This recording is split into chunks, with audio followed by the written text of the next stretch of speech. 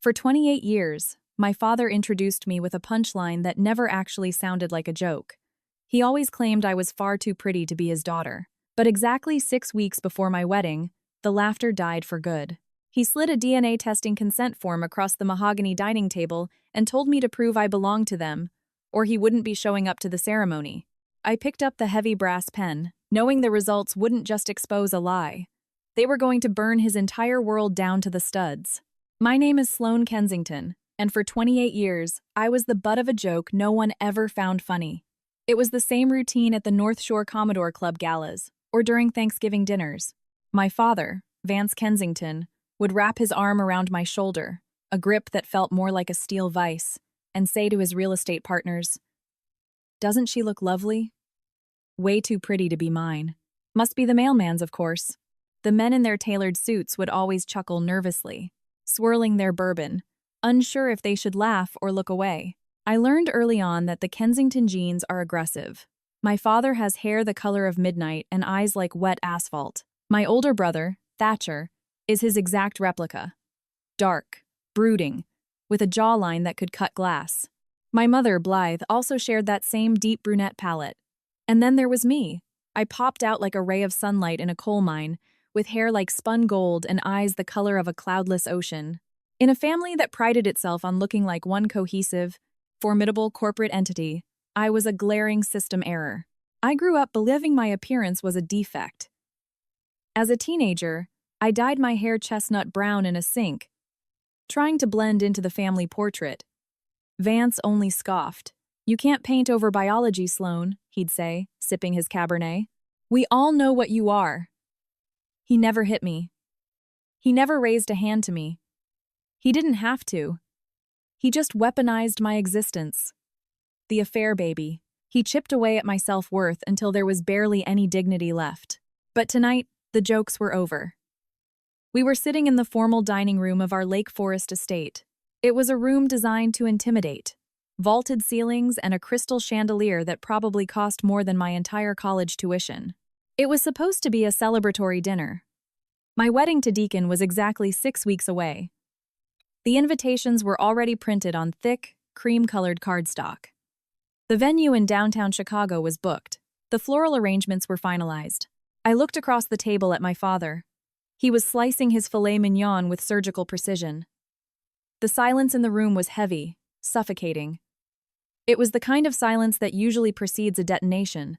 "So," Vance started, not looking up from his plate. "The wedding is fast approaching." "Yes, sir, it is," Deacon replied. My fiancé sat next to me, his calloused hand resting protectively on my knee under the table. Deacon ran a mid-sized construction firm. He was a guy who built things with his own 2 hands. He never fully understood how to navigate the icy, intellectual warfare that plagued the Kensington household. "We're really excited. Sloane has done an incredible job planning everything." Vance finally looked up, dabbing the corner of his mouth with a linen napkin. "About that, I've been doing some thinking." My stomach dropped. I knew that tone. It was the exact same voice he used when he was about to veto a family vacation or tell me he wouldn't co-sign my student loans. "I cannot, in good conscience, walk you down the aisle and give you away as a Kensington," Vance said calmly, "unless I have absolute proof that you actually are one." The air was instantly sucked out of the room. I felt Deacon's entire body tense beside me. His muscles coiled like he was getting ready to flip the table. "Vance, please," my mother whispered. It was a weak, fractured sound. Blythe Kensington sat at the far end of the table, looking like a woman who had spent 3 decades slowly erasing herself. She wore a string of pearls that looked heavy enough to snap her neck. "Don't start, Blythe," Vance snapped, his eyes never leaving mine. "We've been dancing around this for 28 years. I've been patient. I raised her. I fed her. But if I am going to stand in front of our friends, my business partners, and the entire Chicago elite and claim her as my blood, I need proof." He reached into his tailored suit jacket and pulled out a folded document. He didn't hand it to me. He slid it across the polished wood. The paper whispered against the table and stopped right next to my water glass. I looked down. It was a paternity consent form. "Clear Helix Genetics," Vance said. "I've already arranged for a technician to come to the house tomorrow morning." You provide a swab, I provide mine. We settle this before the wedding. If the results show you're mine, I pay for the reception and I walk you down the aisle. If they show what I suspect, well, then at least we stop living a lie. And what if I don't do it? I asked. My voice was remarkably steady, which surprised even me. Inside, I was vibrating with a frequency of rage I didn't know existed. Then I don't come, he replied simply. No father of the bride, no funding, and every single person in that church will know exactly why I'm not there. I will personally see to it. I scanned the faces around the table. My mother was staring at her salad like she wished she could dissolve into the arugula. She didn't say a word. She defended nothing. She had learned a long time ago that surviving in this house meant making yourself as small as possible, and tonight, she was microscopic. This was the woman who had held me when I scraped my knees. Yet, she couldn't find the voice to tell her own husband she hadn't cheated on him. Her silence was a louder conviction than Vance's words. I looked at my brother. Thatcher was 26. The golden boy. The legal heir. He had those dark Kensington eyes, an executive title at Vance's firm, and a trust fund I had never seen a dime of. He took a long drag of his wine, avoiding my gaze. Thatcher, I said quietly. He set his glass down. Look, Sloane, he muttered. Just do it, okay? Just take the test, so he finally shuts up. It's the only way we'll ever get some peace around here. Don't make a scene. Don't make a scene. That was the family motto. Let Vance slice you open, but don't you dare bleed on the Persian rug. Finally, I looked at my grandmother. Cordelia Sterling sat to my right. She was my mother's mother. An 80-year-old matriarch with a spine made of titanium and a mind sharp as a scalpel. She sipped her tea, her eyes fixed on Vance with a look of pure, unadulterated disgust. But when she shifted her gaze to me, the disgust vanished. She didn't look terrified. She didn't look sad. She looked like she was waiting for a cue. My hand moved toward the paper. I picked it up. The cardstock was thick, luxurious. Even his insults were premium quality. Deacon started to stand up. This is insane. Vance, you're talking about your daughter. I'm not going to sit here and let you. I placed a hand on Deacon's arm, stopping him. It's okay, Deacon. I looked at my father. He was smiling, that smug, narrow smile, the same one he wore when he closed a deal that bankrupted a competitor. He thought he had backed me into a corner. He thought I was going to cry, scream, beg him to believe me. He thought I was still that desperate little girl dyeing her hair over the bathroom sink. But that girl didn't live here anymore. I didn't reach for the pen he was offering. I folded the document neatly and slipped it into my purse. Thanks for the reminder, Dad, I said. My tone was light, almost pleasant. You're absolutely right. We should settle this once and for all. I'll handle it. Vance blinked. The smile dropped from his face for a fraction of a second. He hadn't expected compliance. He wanted a fight, because he knew how to win fights. He didn't know how to handle agreement. Fine, he grunted, recovering his posture. The technician arrives tomorrow morning. I'll handle the logistics myself, I interjected. I am an adult, after all. If we're doing this, we're doing it by the book. I'll make sure the results are in long before the wedding. I stood up. Come on, Deacon. We have a long drive back to the city. I walked over to my mother and kissed her cheek. Her skin was ice cold. She didn't look up. I walked past Thatcher without a word. I paused by Cordelia's chair. She squeezed my hand with a grip astonishingly strong for her age. Drive safe, sweetheart, Cordelia said. And check your email later. I nodded, feeling the weight of her words. The drive back to our downtown Chicago apartment took an hour. For the first 40 minutes, the only sound was the hum of the F-150's tires on the I-90 asphalt and the wind whipping against the glass. Deacon was gripping the steering wheel so tight his knuckles were white. He was a good man, simple in the best sense of the word. He loved me. He loved his contracting business.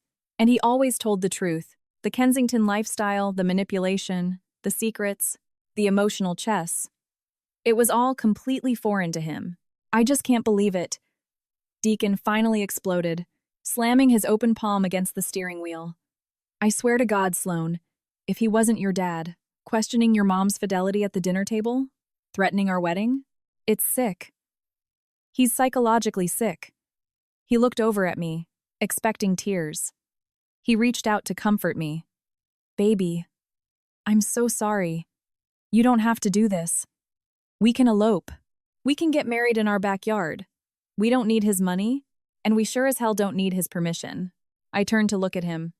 The passing streetlights rhythmically illuminated my face. I'm not sad, Deacon, I said. He looked at me, confused. I'm not sad, I repeated, and we are not running away.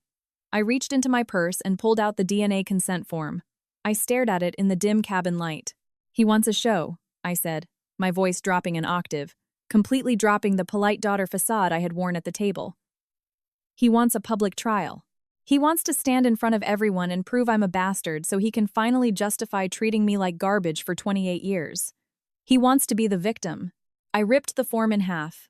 Then I tore it again. He thinks this test will humiliate me, I said. He thinks it will prove I don't belong with him. Deacon slowed down slightly, sensing the shift in the atmosphere. Sloan, what are you thinking? I looked out the window at the dark silhouettes of the Illinois suburbs. My mind was working in overdrive, connecting dots I hadn't looked at in years. I thought about the way Cordelia had looked at me. I flashed back to a specific conversation we had 3 years ago, right after I turned 25. The memory played in my head. Cordelia had called me into her private study. She handed me a thick, gray manila envelope. These are your hospital records, she had said. From the day you were born. Not just the birth certificate. The hospital bans, discharge papers, billing codes. Your mother was heavily sedated when we left the hospital. Vance was busy with a business crisis. I kept these. Why are you giving them to me? I had asked. Because in this family, paper is your only shield, she replied. Keep them safe. Hide them. Don't ask me why yet. Just promise me you'll guard them. The memory faded. I had shoved that envelope into the back of a filing cabinet and entirely forgot about it. But tonight, it surfaced with crystal clarity. Cordelia knew. She had always known this day was coming. I'm going to take the test, I told Deacon. But I'm not using his technician. I'm not using his lab. I won't give him a single chance to manipulate the results or twist the narrative. I'm going to an independent, legally accredited facility. I'm testing myself, my mother, and him. He won't give you a swab if he thinks you're in control, Deacon pointed out. He won't know, I replied. A cold smile touched my lips. He's so arrogant. He thinks he's already won. He thinks I'm just a terrified little girl who will do exactly what she's told. I'll play the part. I'll let him think he's leading the dance. I rolled down the window and tossed the shredded pieces of Vance's form into the rushing night wind. He wants to prove I'm not his daughter, I said to the wind. Fine, I'll prove it. But I'm going to find out exactly what happened 28 years ago. And when I do, I'm not just going to email him the PDF. I'm going to give him the audience he's begging for. I turned back to Deacon. He said he wouldn't come to the wedding unless I proved I belonged to them. Well, I'm going to make sure he's there. And I'm going to make sure he regrets that day for the rest of his life. Deacon looked at me, and for the first time all night, he smiled. It was a nervous smile, but a smile nonetheless. Remind me to never piss you off. Sloan. It's too late for him, I stated. I pulled out my phone. I didn't check social media. I opened my banking app. I had about $12,000 in savings, my escape fund I'd been building since college. It was enough for an expedited, court-admissible DNA test for all 3 of us at a top-tier private lab. Next, I opened my email. There was a message from Cordelia, sent 5 minutes ago. No subject line, just one sentence. Compare the time on the birth certificate with the nursing log in the envelope. There is a 9-minute gap. A chill ran down my spine that had nothing to do with the truck's AC. A 9-minute gap in a hospital. 9 minutes is an eternity. 9 minutes is enough time for a tragedy or a crime. I leaned back in the seat and closed my eyes. The tears I had been fighting back during dinner never came. They evaporated, replaced by cold, hard determination. Vance Kensington wanted the truth. I was going to give it to him. I was going to dig up every lie buried in the family cemetery, and I wasn't going to stop until I found out exactly why a blonde, blue-eyed girl ended up in a house full of strangers. The countdown to the wedding had just begun. But the countdown to my revenge started 28 years ago. I just didn't know it until tonight. The first time I realized I was a walking contradiction in my own home, I was 7 years old. It was a 4th of July barbecue, the kind of event my father organized with military precision, rather than any joyful family spirit. The lawn at our Lake Forest estate was manicured to the millimeter, and the air smelled of expensive cologne and charcoal. I remember running through the lawn sprinklers. My wet hair, bright yellow in the summer sun, plastered to my face as I shrieked with the kind of unfiltered, pure joy that Vance absolutely despised. My father was holding court near the grill, a glass of scotch in one hand despite the afternoon heat. He watched me run past, not smiling. He reached out not to catch me, but to stop me. His heavy hand clamped down on my shoulder, pinning me in place. "Look at her," he said to his business partner, a man whose name I've long forgotten. "Just look. Where do those genes come from? Certainly not from me, and definitely not from Blythe. Unless she's hiding some Swedish ancestry, or a very blonde tennis instructor." The men roared with laughter. It was a low, rumbling sound, completely devoid of warmth. I didn't understand the tennis instructor comment then, but I understood the tone perfectly. I compared my arm to his. His skin was olive, deeply tanned. Mine was pale, dotted with freckles, instantly burning pink if I wasn't careful. He looked at me like I was a bad investment, a stock that tanked the second the market opened. That was the day I stopped running through the sprinklers. I learned that my existence was something to apologize for, not celebrate. Vance Kensington didn't use physical violence. He didn't have to. He knew perfectly well that bruises heal.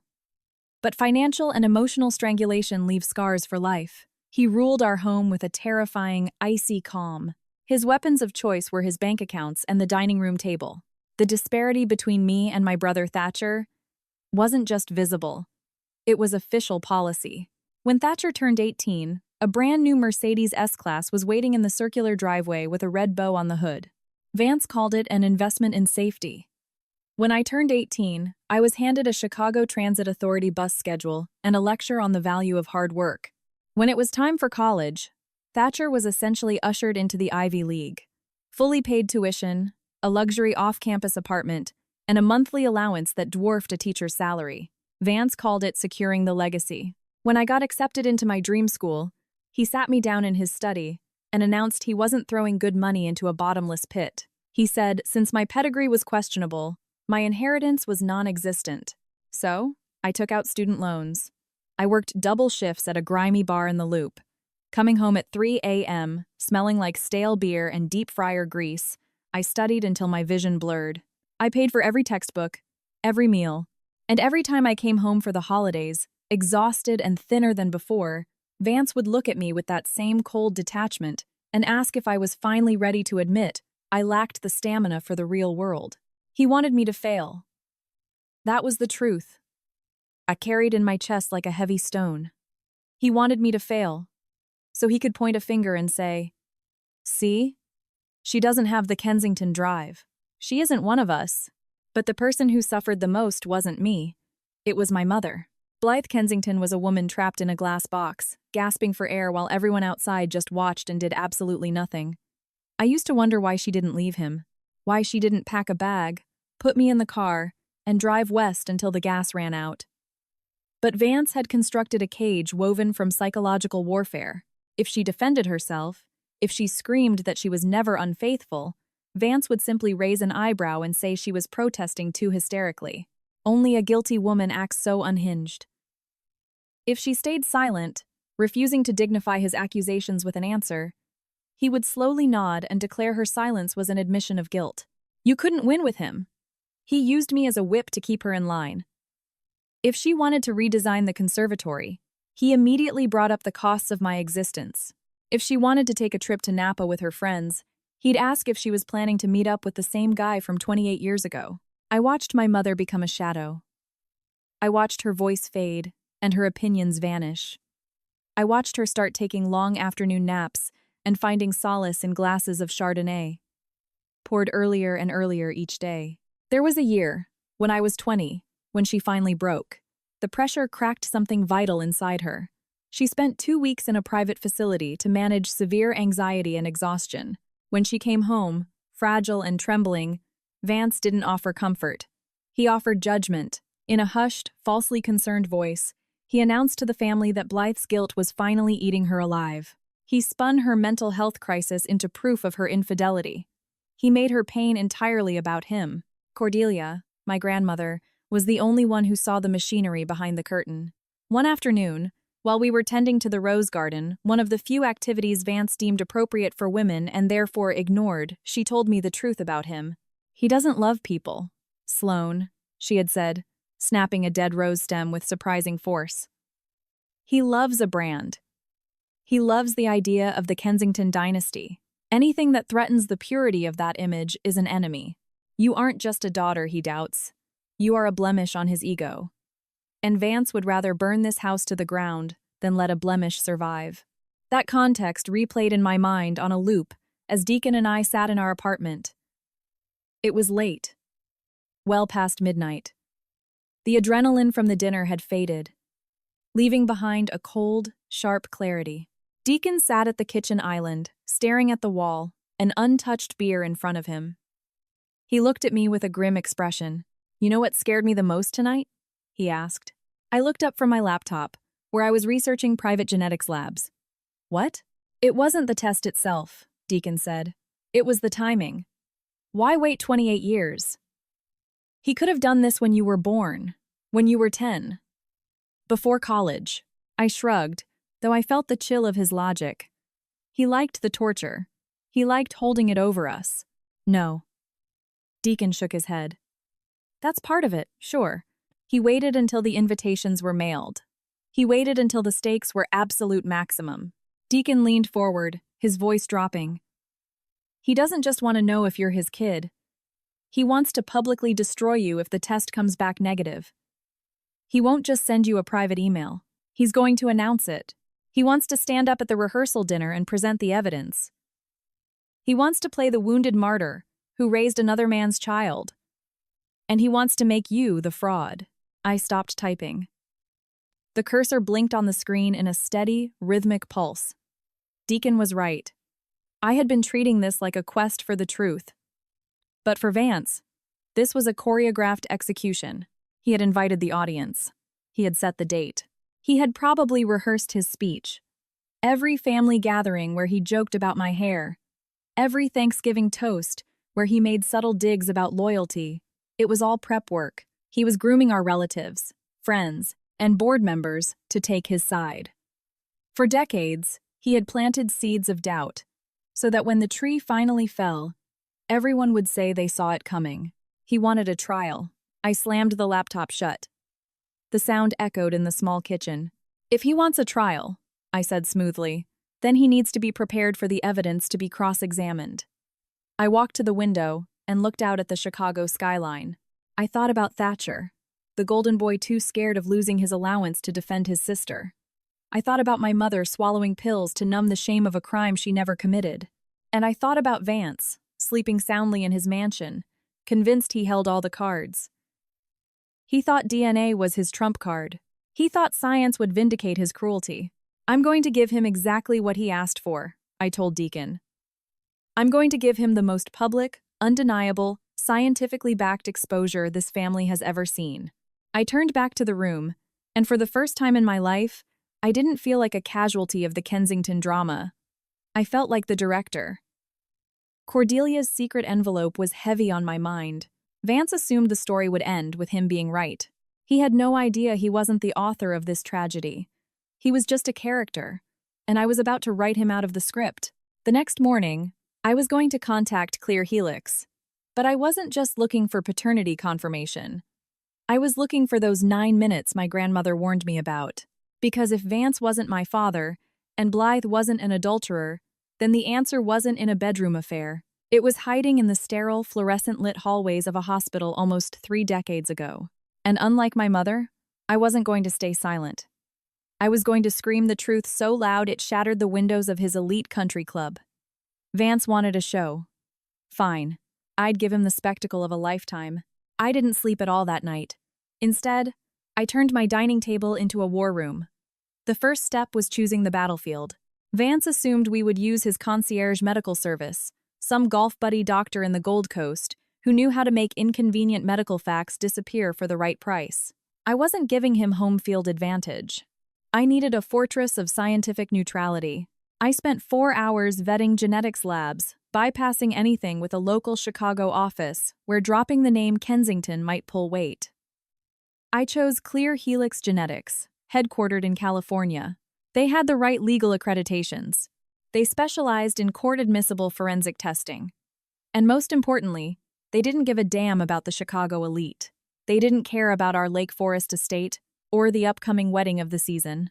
They cared about alleles and genetic markers. The next morning, I initiated the protocol. I didn't ask Vance for permission.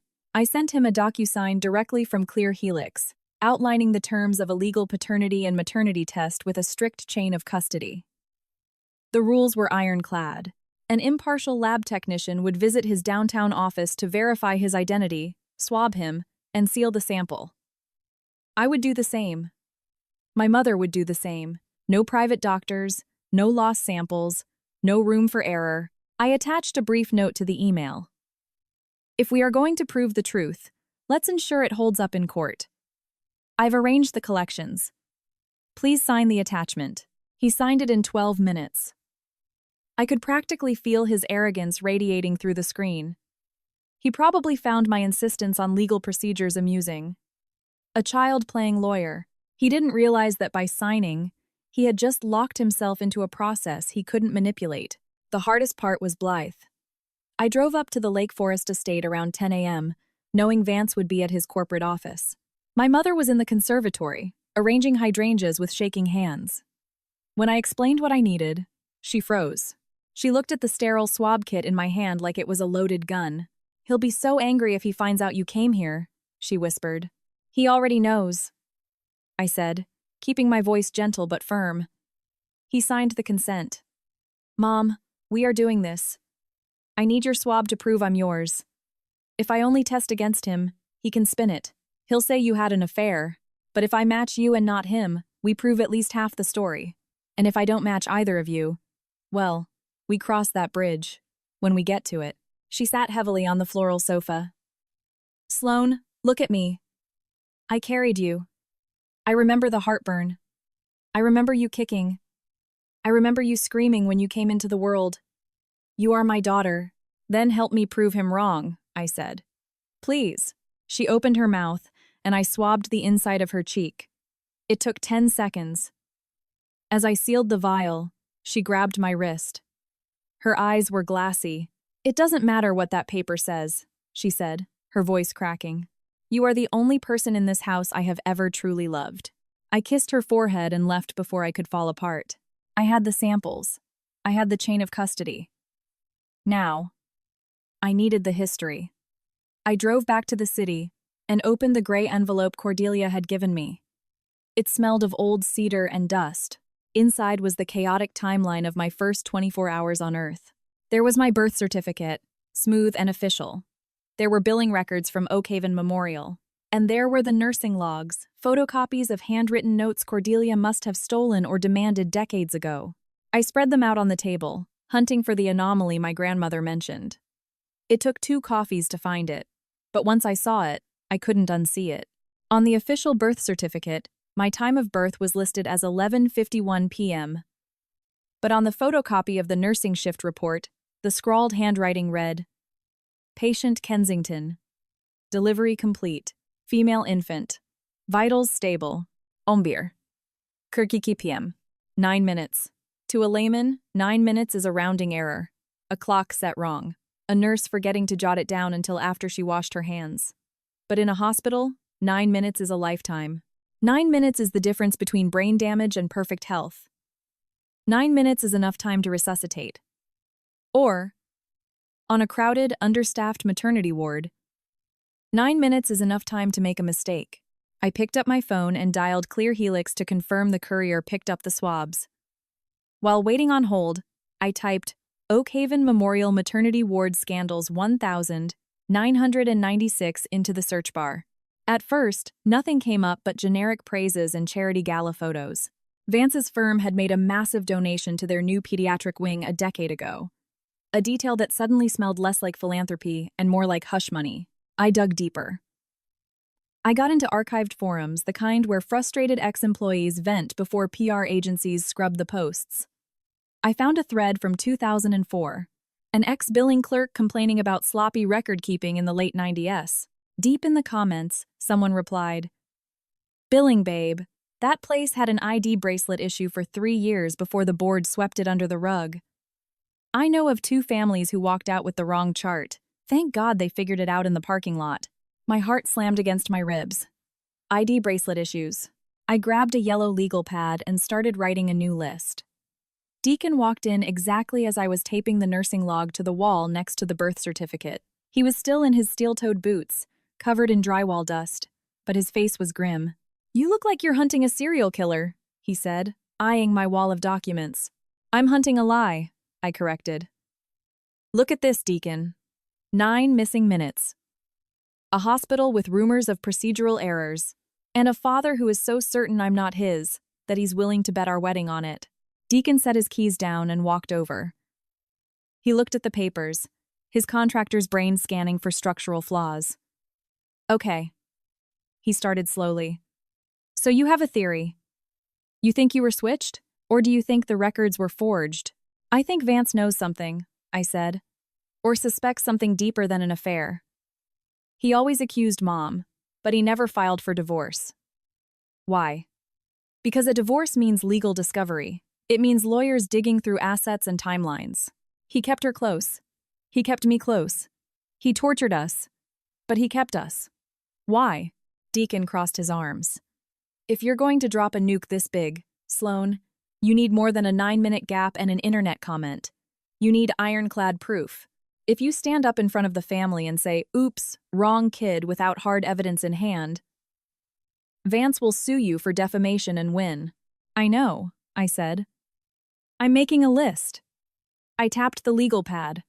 First, a certified copy of the original birth ledger. Not just the certificate. Second, the discharge papers with the bracelet codes. Third, the name of the charge nurse on duty that night. Fourth, the name of the person who signed the handover protocol. I need to find the people who were in that room. Paper can be forged. Memories can be bought. But mistakes leave a trail. Deacon looked at me, a strange mix of awe and worry in his eyes. He reached into his back pocket and pulled out his phone. "Speaking of trails," he said tightly, "I got an email from Vance's attorney today." I froze. "What?" "They sent a draft of the prenup," Deacon explained, "and an amendment to a trust fund document I didn't even know existed." He handed me the phone. I scrolled through the dense legalese until I found the highlighted section. It was a contingency clause regarding the release of wedding funds and future settlements. Clause 14. The release of any financial assets from the Kensington Family Trust is contingent upon the beneficiary providing genetic confirmation of direct patrilineal descent. Failure to match will result in all assets, including previous student loans co-signed by the guarantor, becoming immediately payable and subject to collections. I stared at the screen. The air in the room suddenly went thin. "He's not just cutting me off," I whispered. "He's retroactively charging me. He wants to call in the loans he co-signed. He wants to bankrupt us before we even say I do. He fully expects you to fail the test," Deacon summarized. "He's so sure of it, he's already writing the legal script for the fallout." I handed the phone back. My hands were shaking, not from fear, but from a cold, crystallizing fury. Vance wasn't waiting for the results. He had already passed the sentence. He was treating my identity like a failed corporate merger, liquidating assets and minimizing losses. He thinks this is about money. He thinks he can dangle a wedding budget and a trust fund over my head and I'll panic, I said. He thinks I'll crawl to him, begging him to keep it a secret just so I can keep my luxury life. I turned back to the wall, glaring at the 9-minute gap. He doesn't understand. I don't want his money. I want his reputation. I picked up a red Sharpie and circled the name of the attending nurse on the photocopy. The handwriting was jagged, rushed. L. Higgins. Deacon. I said. You need to help me find Loretta Higgins. She was the charge nurse on the night shift at Oak Haven Memorial in 1996. If anyone knows why the time was changed, it's her. Deacon nodded. I got a buddy who works as a PI for insurance fraud. Has access to databases we don't. I'll shoot him the name. Do it, I confirmed. And tell Vance's lawyer you're still reviewing the documents. Stall. Let Vance think we're sweating over the money. Let him think he has the upper hand. I looked down at the DNA consent forms, ready for the courier. DNA is just the tip of the iceberg, I said, mostly to myself. We'll show a non-match. I know that. Vance knows that. But he thinks that's where the story ends. He thinks the non-match will prove Mom's a fraud and I'm a bastard. I tapped my finger against the red circle around L. Higgins. He has no idea the non-match is just the key to the real door. And when I open it, he's going to wish he had just paid for the damn wedding and kept his mouth shut. The game had just changed. It was no longer about defending my mother's honor or proving my worth. It was a theft investigation. Someone stole my life 28 years ago. Vance Kensington had spent decades pinning the wrong crime on the wrong people. I was going to find out who I really was. And I was going to make sure that when the truth came out, it didn't whisper. It screamed. The North Shore Commodore Club was a fortress of old money and older secrets. It sat on the edge of Lake Michigan like a white marble sentinel, guarding entry into a world I was never truly allowed to occupy. The air smelled of lake water, expensive perfume, and the kind of heavy, cloying lilies used at funerals. Which was fitting, because tonight felt like a funeral for my last shred of hope that this family would ever be normal, rather than a celebration of Vance's 30th anniversary as a real estate mogul. I wore a deep emerald silk dress I'd bought on clearance, hoping it gave me an air of severity. Vance had sent a stylist for my mother and a tailor for Thatcher, but I had been left to my own devices. It was the subtle art of Vance Kensington. He didn't ban me from the event that would raise questions. He invited me, then ensured I felt like a garnish on a gourmet plate. Entirely unnecessary and slightly out of place. The ballroom was a sea of black tuxedos and glittering gowns. A string quartet played something baroque in the corner, but the music barely pierced the din of polite laughter and clinking crystal. I stood by a pillar, clutching a glass of sparkling water like a life preserver, watching my father work the room. Vance was in his element, charming, magnetic, and absolutely terrifying. He placed a hand on an alderman's back, laughed at a developer's joke, and kissed the cheeks of wives who were deathly afraid of him. To the world, he was a titan of industry, a benevolent patriarch. To me, he was the man who had slid a paternity test across a mahogany table like it was a death warrant. "Smile, Sloane," a voice said beside me. "You look like you're at an autopsy." I turned to see Thatcher. He looked striking in his bespoke tux, his dark, slicked-back hair a mirror image of the man holding court in the center of the room. But his eyes were tired. He held a tumbler of scotch, his third, by my count. His grip was tight. "Maybe I am," I said quietly. "Just waiting to see whose body goes on the table." Thatcher winced and took a long swallow. "Don't start.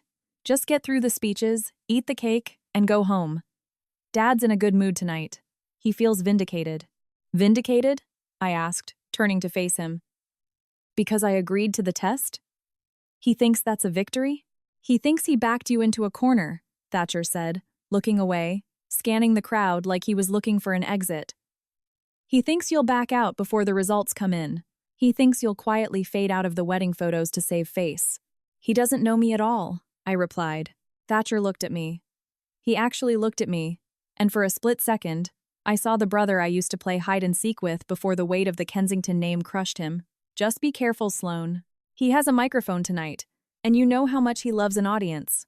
Before I could answer, the lights dimmed. A spotlight cut through the darkness, illuminating a small stage at the front of the room. Vance took the steps, and a wave of applause rolled through the crowd. He adjusted the mic, waiting for absolute silence to fall. He thrived in that silence. It was the sound of total control. "Thank you," Vance said, his voice smooth as velvet. 30 years. It sounds like a lifetime, and yet, it feels like only yesterday I was signing the deed on my first high-rise. He went through the standard routine, thanking his partners, making a self-deprecating joke about the economy. Then, his gaze shifted to the family table, right to where we were standing. No man builds a legacy alone, Vance continued. His eyes locked onto Thatcher. I look at my son, Thatcher, and I see the future. I see the Kensington drive, the intellect, the sheer determination that will carry this firm into the next 30 years. Stand up, Thatcher. The spotlight swung to my brother. Thatcher stood, gave a tight nod, and forced a smile that didn't reach his eyes. The room applauded. It was a coronation. And my wife, Blythe, Vance continued. The light shifted to my mother. She sat frozen, her face a mask of pale foundation and pure dread. Thank you for your patience. You have endured a lot to keep this household together. You have weathered storms that would have broken weaker women. The word choice was highly specific. Endured, weathered. He wasn't praising her loyalty. He was publicly highlighting what a burden she had been to him. He was telling the room that being her husband was an act of grace, a charity project he had magnanimously taken on. Then, the spotlight shifted again. It hit me dead on. I blinked against the glare, feeling 500 pairs of eyes swing to my face. I stood up straighter, refusing to flinch. And Sloane, Vance said, letting my name hang in the air a fraction of a second too long. My daughter, whose wedding next month we are all so eagerly anticipating. A polite murmur of approval rippled through the crowd. Vance smiled, but it wasn't a smile. It was a baring of teeth. You know, he said, leaning casually against the podium, dropping his voice to a conversational tone that felt disturbingly intimate over the speakers. I was reading an article recently about nature, specifically, about birds. Did you know there are certain species that lay their eggs in the nests of other birds? The cuckoo bird, I believe. The room went dead silent. The hum of the AC suddenly sounded very loud. The unsuspecting parents raised the chick, Vance continued, his eyes drilling into me from across the ballroom. They feed it. They protect it. And even though it looks nothing like them, even though its feathers are the wrong color, and its song is completely different, they do it out of duty. Because once you invite something into your nest, you are responsible for it, right? He paused. A few people chuckled nervously, unsure if this was a business metaphor or something much darker. But eventually, Vance said, his voice hardening, the truth of nature always outs. You can't hide biology under a tuxedo or a wedding dress. Eventually, the cuckoo has to fly back to its own kind. He raised his glass. To truth. May it always find its way home. He drank. The room hesitated, stumbling in collective confusion. Scattered, bewildered applause followed. People were whispering behind their hands. They knew. Everyone in that room knew the rumors Vance had fed them for decades. He had just called me a bastard in front of the entire Chicago elite, and he did it with a smile on his face. I stood there, the heat of the spotlight burning my skin. I felt the flush creeping up my neck, but I didn't look down. I didn't run. I looked right at Thatcher. My brother was staring into his scotch glass. He didn't look at me. He didn't stand up. He didn't throw his drink. His silence was deafening. It was confirmation that in Vance Kensington's court, Thatcher was a loyal subject, not a brother. I looked at my mother. Her eyes were squeezed shut, her lips moving in a silent prayer, or a desperate plea for the floor to open up and swallow her whole. Vance descended the stairs, the crowd parting for him. He walked straight toward me. He stopped less than 3 feet away, smelling of victory and expensive gin. Just a little story about nature, Sloane, he said quietly, so only I could hear. Don't take it personally. I looked him dead in the eye. I didn't see a father. I didn't even see a monster. I saw a man who was terrified of something I couldn't yet name. I'll remember tonight, I said. My voice was steady, clearer than I expected. And I promise you, Vance, everyone else in this room is going to remember it too. But not for the reason you think. I turned on my heel and walked away. I didn't run. I walked with the measured pace of a woman who had just declared war. I headed for the terrace doors, desperate for oxygen. The night air off the lake was cool and damp, a stark contrast to the stifling atmosphere inside. I walked over to the stone balustrade and gripped it until my knuckles ached. A moment later, the doors opened behind me. It was Blythe. She was gasping for air, clutching her chest. Right behind her was Cordelia, looking like an avenging fury, wrapped in a silk shawl. "He can't do that," Blythe sobbed. "He can't say those things. Not in front of everyone." "He just did," Cordelia snapped, though her anger wasn't aimed at my mother. She stepped up to Blythe and rubbed her back, but her eyes were locked on me. "He's escalating. He feels the ground shifting, and he's trying to burn the maps." "Why?" I asked, turning to face them. The wind whipped my hair across my face. "Why does he hate me this much?" "Grandma, even if Mom had cheated, men forgive, or they divorce. They don't spend 28 years conducting a psychological experiment on a child. He enjoys it. He likes humiliating us." Blythe wiped her eyes, smearing her mascara. "He's always been jealous. Possessive. He couldn't handle that you were different. He couldn't." "Stop it," Cordelia cut in sharply. Her voice pierced through the sound of the waves. I looked at my grandmother. "What do you mean?" Cordelia stepped closer to me, the light from the ballroom windows illuminating the harsh lines of her face. Inside, the party continued, a grotesque pantomime of happiness. "Vance Kensington doesn't do a single thing without a profit motive," Cordelia said. "If he is selling this narrative of an unfaithful wife and a bastard daughter to everyone, it's to stop people from looking at the alternative." "What alternative?" I asked. "That he isn't your father, and that he knows exactly what happened that night." Cordelia whispered. The wind tried to snatch her words, but I caught them. "The night you were born, Sloane. It was chaos." But Vance wasn't confused. He was managing a crisis. "Managing what?" "The hospital administration," Cordelia said. "I saw him, while your mother was hemorrhaging and the nurses were running frantically. Vance wasn't at her bedside. He was in the hallway, talking to a man in a suit. He looked calm. Too calm for a man whose wife was bleeding out and whose baby was at risk. I felt a cold shiver that had nothing to do with the weather. "You think he knew about the 9 minutes?" "I think Vance has never been a victim a day in his life," Cordelia said. "If he is pushing this paternity test so hard, it's because he is absolutely certain of the outcome." "But why is he certain?" "That is the question you need to answer." She grabbed my arm. "He isn't afraid of the truth, Sloane. He's afraid of your truth. But he seems very comfortable with his own version of events. Which means his version is secured." My mother looked up, her eyes wide. "Mom, what are you saying?"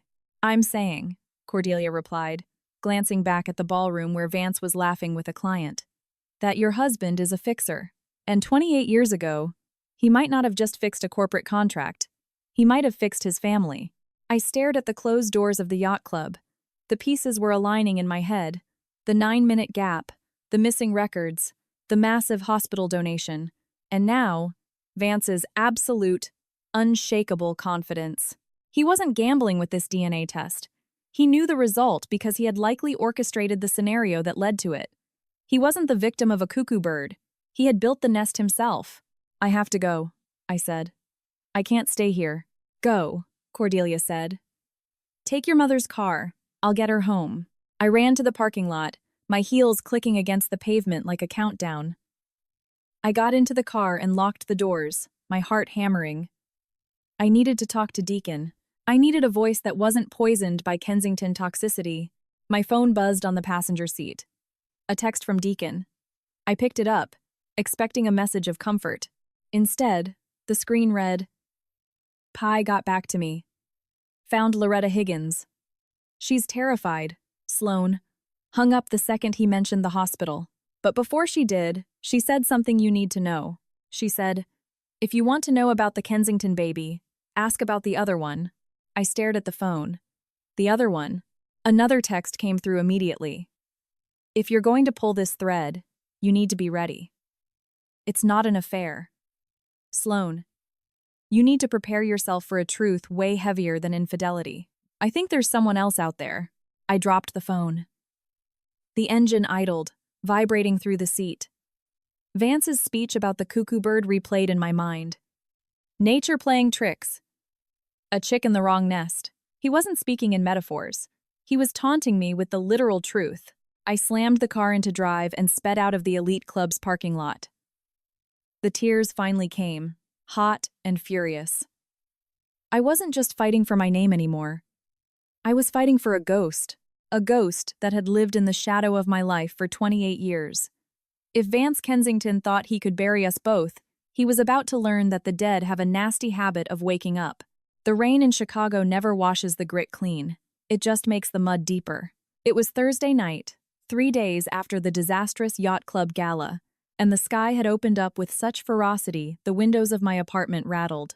I sat on the living room floor, surrounded by the ghosts of my investigation. Photocopied nursing logs, lists of names, sticky notes connecting dates and times. Deacon was in the kitchen making tea, trying to maintain some semblance of normalcy, but the air was so thick with tension, it was hard to breathe. We were waiting. Clear Helix had promised a 72-hour turnaround for an expedited legal test. We were at hour 71. My laptop sat open on the coffee table, the screen glaring like a watchful eye in the dim room. I kept hitting refresh on my email inbox. With every reload, my heart hammered against my ribs. I told myself I was ready. I told myself I knew exactly what was coming. I was prepared to see the final, undeniable proof that Vance Kensington was not my father. For 28 years, I'd been told I didn't belong, and I was finally ready to agree with him, just to be free of him. Then, the chime sounded. A bright, innocent ping that felt entirely inappropriate for the end of my life as I knew it. "Sloan," Deacon called out from the kitchen, the kettle whistling behind him. "They're here," I said. My voice sounded hollow, like it belonged to someone else. I pulled the laptop onto my knees. My hands were shaking so badly I had to brace my right wrist with my left hand just to operate the trackpad. The email subject line was clinical. Clear, Helix, Genetics. Case #49 Twatwone. Secure results available. I clicked the link, typed in the password, watched the loading wheel spin until the PDF materialized. I scrolled past the legal disclaimers, past the methodology definitions. I scrolled straight to the grid at the bottom of the first page. Subject 1. Subject 2. Sloan Kensington. Probability of paternity. 0%. Result. Excluded. I let out a breath I didn't know I was holding. So, there it was. The scientific validation of every cold glare, every rejection, every vile joke about an affair. He was right. I wasn't his. I felt a strange, violently tearing mixture of relief and devastation. I wasn't a Kensington. I was free. I scrolled down to the next section. I needed to see the confirmation for my mother. I needed to see the 99.9% match that proved she was my only parent, the only person who had ever truly claimed me. Subject 1. Blythe Kensington. Subject 2. Sloan Kensington. Probability of maternity. 0%. Result. Excluded. I blinked. I leaned closer to the screen. I rubbed my eyes, thinking my contacts were blurring after 14 hours of wear. I read it again. Result. 0%. Excluded. The room tilted. I mean that literally. The floor felt like it pitched sideways, like the deck of a ship in a storm. My stomach violently flipped and lodged in my throat. "No," I whispered. I scrolled up, checked the reference numbers, checked the names. Blythe Kensington. Sloan Kensington. Maybe there was a mistake. Maybe they swapped the vials. Maybe the control fluid was contaminated. I read the summary paragraph beneath the data tables. The language was clinical and utterly merciless. Based on the analysis of 15 STR markers, the probability of maternity is 0%. The donor of sample B is not the biological offspring of the donor of sample A. The results are conclusive and court admissible. Sloan. Deacon was standing over me, holding 2 mugs of tea. He saw my face, and the mugs clattered onto the table. "Sloan, what's wrong?" Did he bribe them? I couldn't speak. My tongue felt swollen, twice its normal size. I turned the laptop toward him. Deacon read the screen. He read it once, his brow furrowing. He read it again. He looked down at me, his eyes wide with a horror that mirrored my own. "Wait," he said. "That's impossible." It says you're not. It says you don't match either of them. I'm not her daughter, I choked out. The words tasted like ash. Deacon, I'm not her daughter. But she birthed you, Deacon said, his logical brain trying to force a square peg into a round hole. We have the photos. We have the birth certificate. You look. Well, you don't look like them, but I'm a nobody, I interrupted. I looked down at my hands. They looked exactly the same as they had 5 minutes ago. Pale skin, long fingers, the small scar on my thumb from a cooking accident. But suddenly, they felt like foreign objects. Whose DNA built these bones? Whose blood was running through these veins? I grabbed my phone and dialed my mother. I didn't care that it was 10 p.m. I didn't care if Vance was in the room. She picked up on the second ring. Sloan. Is everything all right? Her voice was so warm. So familiar. It was the voice that had sung me to sleep. The voice that had comforted me when Vance was cruel. Mom, I said, and then I broke. Mom, the results came in. Oh, sweetheart, she said, her voice dropping to a whisper. I know you're scared. But it doesn't matter. Vance can say whatever he wants. We know the truth. I know who you are. No, I said, tears streaming down my face now, hot and fast. No, Mom, you don't. Open your email, I told her. I forwarded it to you. Open it right now. I heard the rustle of fabric, the sound of her walking to grab her iPad. I heard a tap on a screen. Then, silence. The silence dragged out for 10, 20 seconds. And then, a sound came through the speaker that I will never forget. It wasn't a scream. It was a gasp, a violent intake of air, like she had just been punched perfectly in the solar plexus. This is a mistake, Blythe said, her voice high-pitched, frantic. This is broken. The machine must be broken. Nothing is broken, Mom, I said. It's a legally binding test. It's 0% for both of you. That is impossible, she shrieked.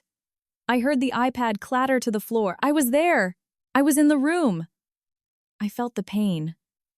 I remember the doctor putting you on my chest. You were slippery, and you were crying, and you had this little red mark on your forehead. I nursed you. I know my own baby. You nursed a baby, I said, the cold logic of the investigation settling over my grief like a shroud. But you didn't nurse your biological daughter. Stop it, she sobbed. Stop saying that. You are mine. You are my Sloan. Mom, listen to me, I said, forcing my voice to stabilize. She's in the guest wing, Blythe stammered, openly weeping now. Get her, I commanded. A minute later, Cordelia's voice came on the line. She sounded awake, fully alert. Sloan. Talk to me. Did you see the results? I asked. I'm looking at them, Cordelia said. Her voice was steady. She wasn't crying. 0 match for Blythe. How? I asked. How is it possible, Grandma? How does a woman give birth and go home with a different infant? The 9 minutes, Cordelia said immediately. The gap in the nursing log. Between 11:42 and 11:51. The hospital, I whispered. It's the only explanation, Cordelia agreed. Blythe was heavily sedated after the epidural complications. Vance was distracted. The ward was understaffed. We always knew something was wrong about that night, Sloan. We just thought the secret was infidelity. We never imagined it was theft. My mind raced back to the text Deacon got from the PI. Ask about the other one. Loretta Higgins.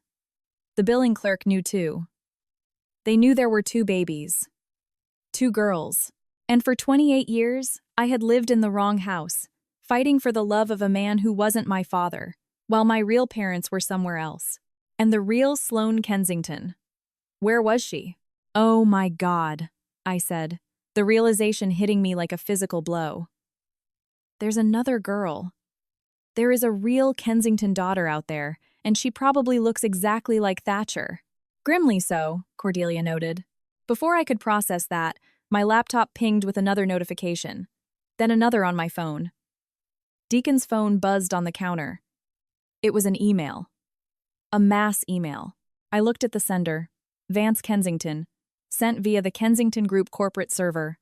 I checked the recipient list. It was exhaustive. It included me, Thatcher, Blythe, Cordelia, Deacon, but it also included the family attorney, the wedding planner, the pastor at our church, his board of directors, and every cousin and aunt on the Kensington family tree. The subject line was in all caps: official statement regarding paternity and trust disbursements. He sent an email, Deacon said, looking at his phone with disgust. He blasted everyone. I opened the message, my hands shaking again. Dear family and friends, for nearly 3 decades, I have been the subject of whispered rumors and unfair judgment regarding my treatment of Sloane. I have been painted as a cold father and a suspicious husband. I bore these insults in silence to protect my wife's dignity. However, the truth is the only foundation a family can stand upon. Tonight, I received the independent DNA test results from Clear Helix Genetics. As I have suspected for 28 years, the results confirm that I am not Sloane's biological father. While this brings me no joy, it brings absolute vindication. I have been required to support, fund, and endorse a lie. I will do so no longer. Effective immediately, the wedding funds are frozen, and access to the family trust is revoked. It is my hope that Blythe will finally offer me the explanation I have been owed since 1996. I wish Sloane the best in finding her biological father, whoever he may be. Sincerely, Vance Kensington. I stared at the screen. His arrogance was breathtaking. He saw the 0% paternity result and stopped reading. He was so eager for his triumph, so desperate to prove my mother was a fraud and I was a bastard, that he didn't scroll down the page. He didn't see the second table. He didn't see that his wife was excluded just as thoroughly as he was. He thought he had just won the war. He thought he had destroyed my mother's reputation and cut me out of the fortune with one click. He doesn't know, I said. A strange, cold laugh bubbled up in my throat. It was the laugh of someone standing on the edge of a cliff and realizing they could fly. He didn't read the whole report. He just admitted to the world he isn't your dad, Deacon said, and he pinned it all on your mom. He just handed us a loaded gun. Back up, I said, grabbing the phone. Grandma, did you see the email? I did. He is a fool, Cordelia replied. A brash, arrogant fool. Don't tell him, I demanded. Grandma, do not say a word and don't let Mom tell him. Sloane, he has to know, Blythe sobbed in the background. No, I shouted. He doesn't get to know. Not yet. He wanted a public lynching. He wanted to drag this family through the mud. Fine, but we do it on my terms. I looked at Deacon. We have to find her. We have to find the other girl. The real Kensington. Maeve Gallagher, Deacon said. What? The PI, Deacon explained, scrolling through his messages. He sent another text while you were on the phone. Loretta Higgins didn't just drop a warning. Before she panicked, she slipped a name. Said she sometimes checks up on the other girl online. Her name is Maeve Gallagher. She lives in Grand Rapids. Grand Rapids? That's 3 hours away. Give me your keys, I said to Deacon. Now? Deacon asked, incredulous. It's pouring. It's the middle of the night. Vance just declared war on my mother, I said, slamming the laptop shut. He thinks this story is about adultery. I am going to bring him the one thing that proves how wrong he is. I am going to bring him his own flesh and blood. I stood up. The shock was still there, still buzzing in my veins, but the paralysis was gone. I wasn't Sloane Kensington, the affair baby. I was a stranger who was hijacked by a clerical error. I had no name. I had no history. But I had a mission. I'm going to find Maeve Gallagher, I announced. And then, I am going to introduce her to her father. I looked at Vance's email one last time. I wish Sloane the best in finding her biological father. Careful what you wish for, Dad, I whispered. I grabbed my coat and walked out into the storm. The rain didn't feel cold anymore. It felt like fuel. The sky was a bruised purple, hanging low over the city the next morning. After reading Vance's mass email, I hadn't slept a wink. I spent the rest of the night staring at the ceiling, feeling the phantom pains of a family I never actually had. But as the sun struggled to rise, that grief hardened into something useful. It turned into cold, bureaucratic determination. At 8 a.m., I pulled up to Oak Haven Memorial Hospital. It was a sprawling complex of glass and steel, gleaming with that sterile, medical efficiency that supposedly makes you feel safe, but really just makes you feel small. I walked into the main atrium, the scent of antiseptic and floor wax hitting me like a physical blow. This was where it happened. This was where Blythe Kensington screamed in labor. This was where Vance Kensington paced the hall. And this was where someone, in the span of 9 minutes, altered the trajectory of 2 lives forever. I headed straight for the medical records department in the basement. It was a windowless, fluorescent-lit room manned by women who looked like they had heard every sob story in Cook County. I stepped up to the glass partition, my driver's license, and a notarized medical release form in hand. "I need my complete birth file," I said to the woman behind the glass. Her badge read Patricia. Not just the summary discharge, the full patient jacket, nursing notes, shift reports, vitals, everything.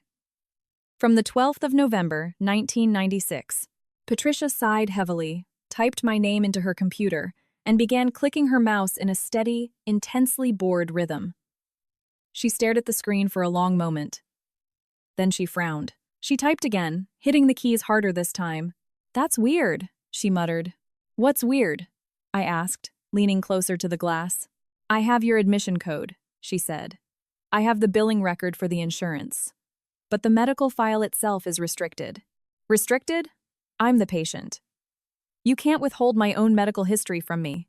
It says here, data access denied. Administrative hold," Patricia read calmly. She looked up at me, her boredom momentarily replaced by mild confusion. Usually that only happens if there's an active legal hold, or if a file was part of a system purge. But we digitized everything in 2010. Nothing should be missing. "Check again," I demanded, raising my voice. "Please." She shook her head. "I'm sorry, ma'am. The system is blank. It looks like the file existed, but the contents were pulled and moved offline." I stood there, gripping the counter until my knuckles turned white. It was the same wall I'd been hitting my entire life. The Kensington influence reached all the way down here, into the basement of the hospital. Vance's shadow, or rather, the thick shadow of his checkbook, seemed to block out the light entirely. Defeated, I turned to leave. As I did, a younger woman, who had been filing charts at a desk behind Patricia, stood up. She walked over to the water cooler near the exit door. She didn't look at me as I passed her, but she spoke. "Late 90s, she said in a barely audible whisper, staring straight ahead at the bubbles rising in the jug. I stopped. "Excuse me?" She glanced around shiftily to make sure Patricia wasn't listening. "We had an issue with the legacy system migration. That's the official story. But there are physical boxes. A special archive. You need to ask about risk management files from 1996 to 1998. They don't put those on the main server." "Why?" I snapped. She looked at me then, and I saw a flicker of nervous recognition. Maybe she had seen Vance on the local news, or maybe she just knew the smell of a cover-up. Because those are the files that cost the hospital money. If it went to risk management, it means someone paid a lot to keep it offline. She walked away before I could even ask her name. I got back to my car, my heart beating a frantic rhythm. Risk management, paid to keep it offline. I sat in the driver's seat and called Cordelia. She picked up on the first ring. "They scrubbed my file," I said without preamble. "The digital records are empty. A clerk told me they went into a special risk management archive." "Of course they did," Cordelia said. Her voice was crisp, the voice of a woman who had long ceased to be surprised by corruption. "Sloan, listen to me. I've been going through your grandfather's old accounting ledgers. He kept meticulous notes on everything Vance did in those early years, mostly because he didn't trust him further than he could throw him. And in December 1996, Cordelia continued, barely a month after you were born, the Kensington Group made a massive donation to the Oak Haven neonatal ward." "I know," I said. "They have a brass plaque there. Vance loves bragging about it." "It wasn't a standard donation, Sloan," Cordelia pressed. "It was $1 million. In '96, that was a staggering fortune. And it didn't go through his charitable foundation. It was a direct wire from the corporate contingency fund. The memo line just said, institutional support. I stared at the steering wheel. $1 million. You don't hand over that kind of cash out of the goodness of your heart. Especially not if your name is Vance Kensington. You pay that kind of money to make a problem disappear forever. He bribed them, I whispered. He knew about the switch. He knew something went wrong, maybe an ID mix-up they supposedly caught, or thought they caught. And he paid $1 million to guarantee it never hit the papers. He bought himself a clean reputation, my grandmother confirmed. And in doing so, he sealed the tragedy. I hung up. I desperately needed a human connection. Paper trails were good, but paper couldn't look you in the eye and lie. I needed Loretta Higgins. Deacon had forwarded me her details. Loretta Higgins, 64 years old, retired charge nurse. She lived in a small, fading steel mill town. Gary, Indiana. I sat in the parking lot of the hospital that had erased my identity, and I dialed her number. It rang 4 times. Hello? The voice was frail, sounding older than 64. It was a smoker's voice, raspy and thin. Miss Higgins? I asked. My name is Sloane Kensington. The silence on the other end was so profound I thought the call had dropped.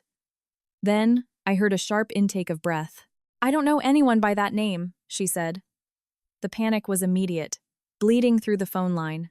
I think you do, I said, keeping my voice steady even though my hand was shaking. I was born at Oak Haven Memorial on the 12th of November, 1996. You were the charge nurse on the night shift. I've been retired for 10 years, she rushed out. I don't remember patients. It was a lifetime ago. It was the night your computer systems went down, I lied, throwing a shot in the dark just to keep her on the line. It was the night with the 9-minute gap in the logs, the night 2 girls were born minutes apart. Me and Maeve Gallagher. The sound she made wasn't a word. It was a muffled whimper.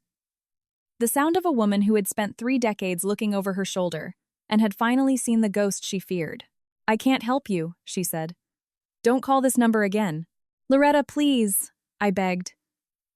I have the DNA results. I know I was switched. I'm not going to sue you. I just want to know.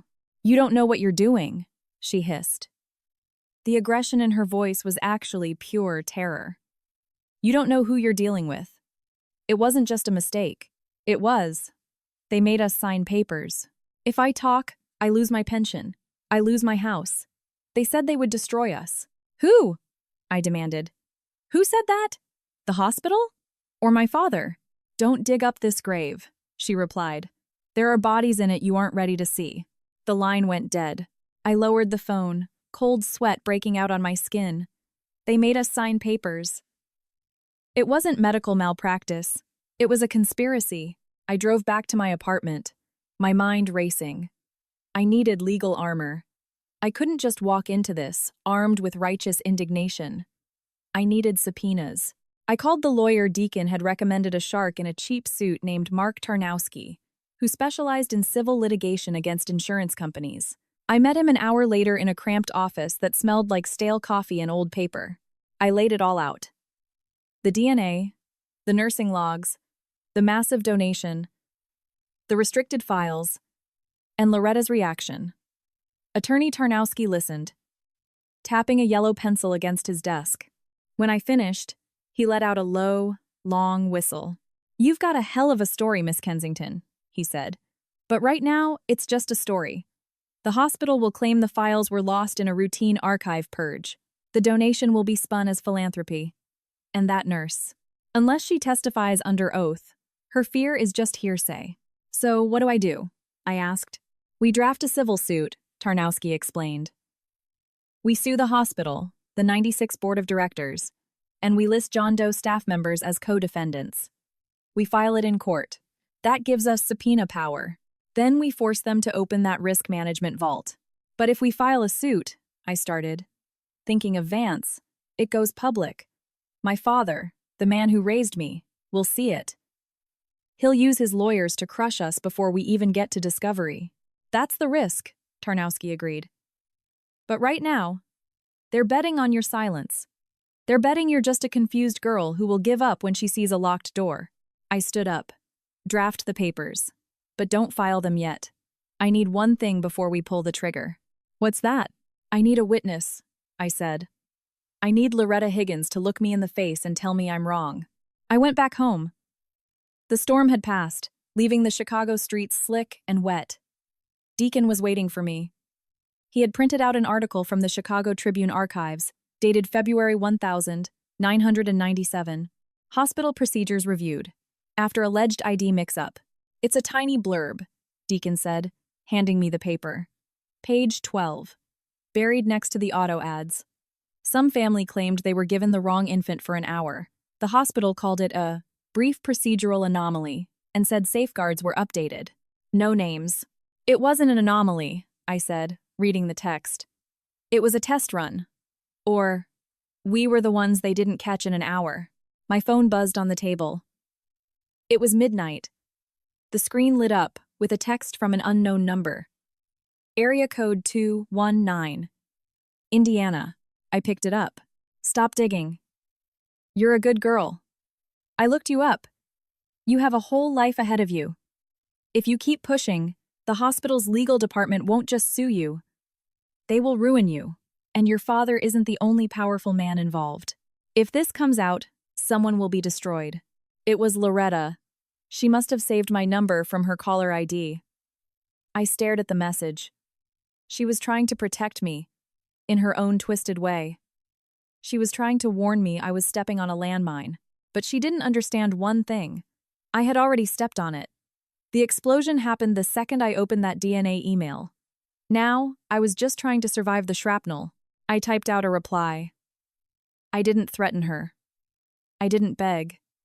I appealed to the only thing I knew she had left. Her conscience. I'm not a good girl anymore, Loretta.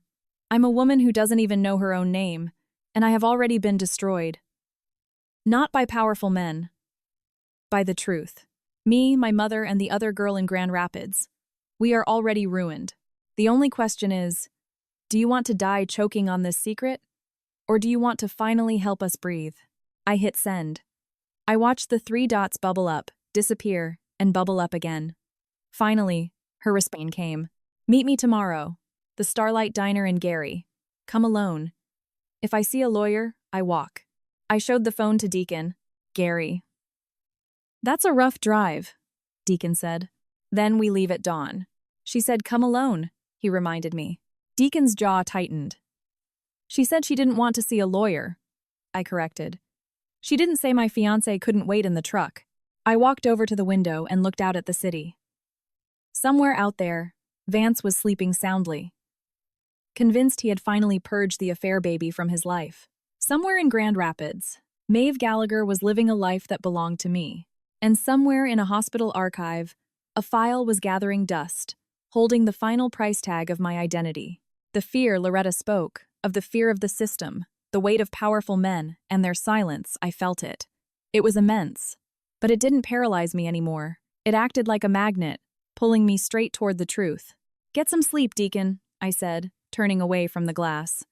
Tomorrow, we go catch a ghost. Gary, Indiana, wasn't a town you visited for the scenery. It was a place you ended up when you ran out of gas or out of luck.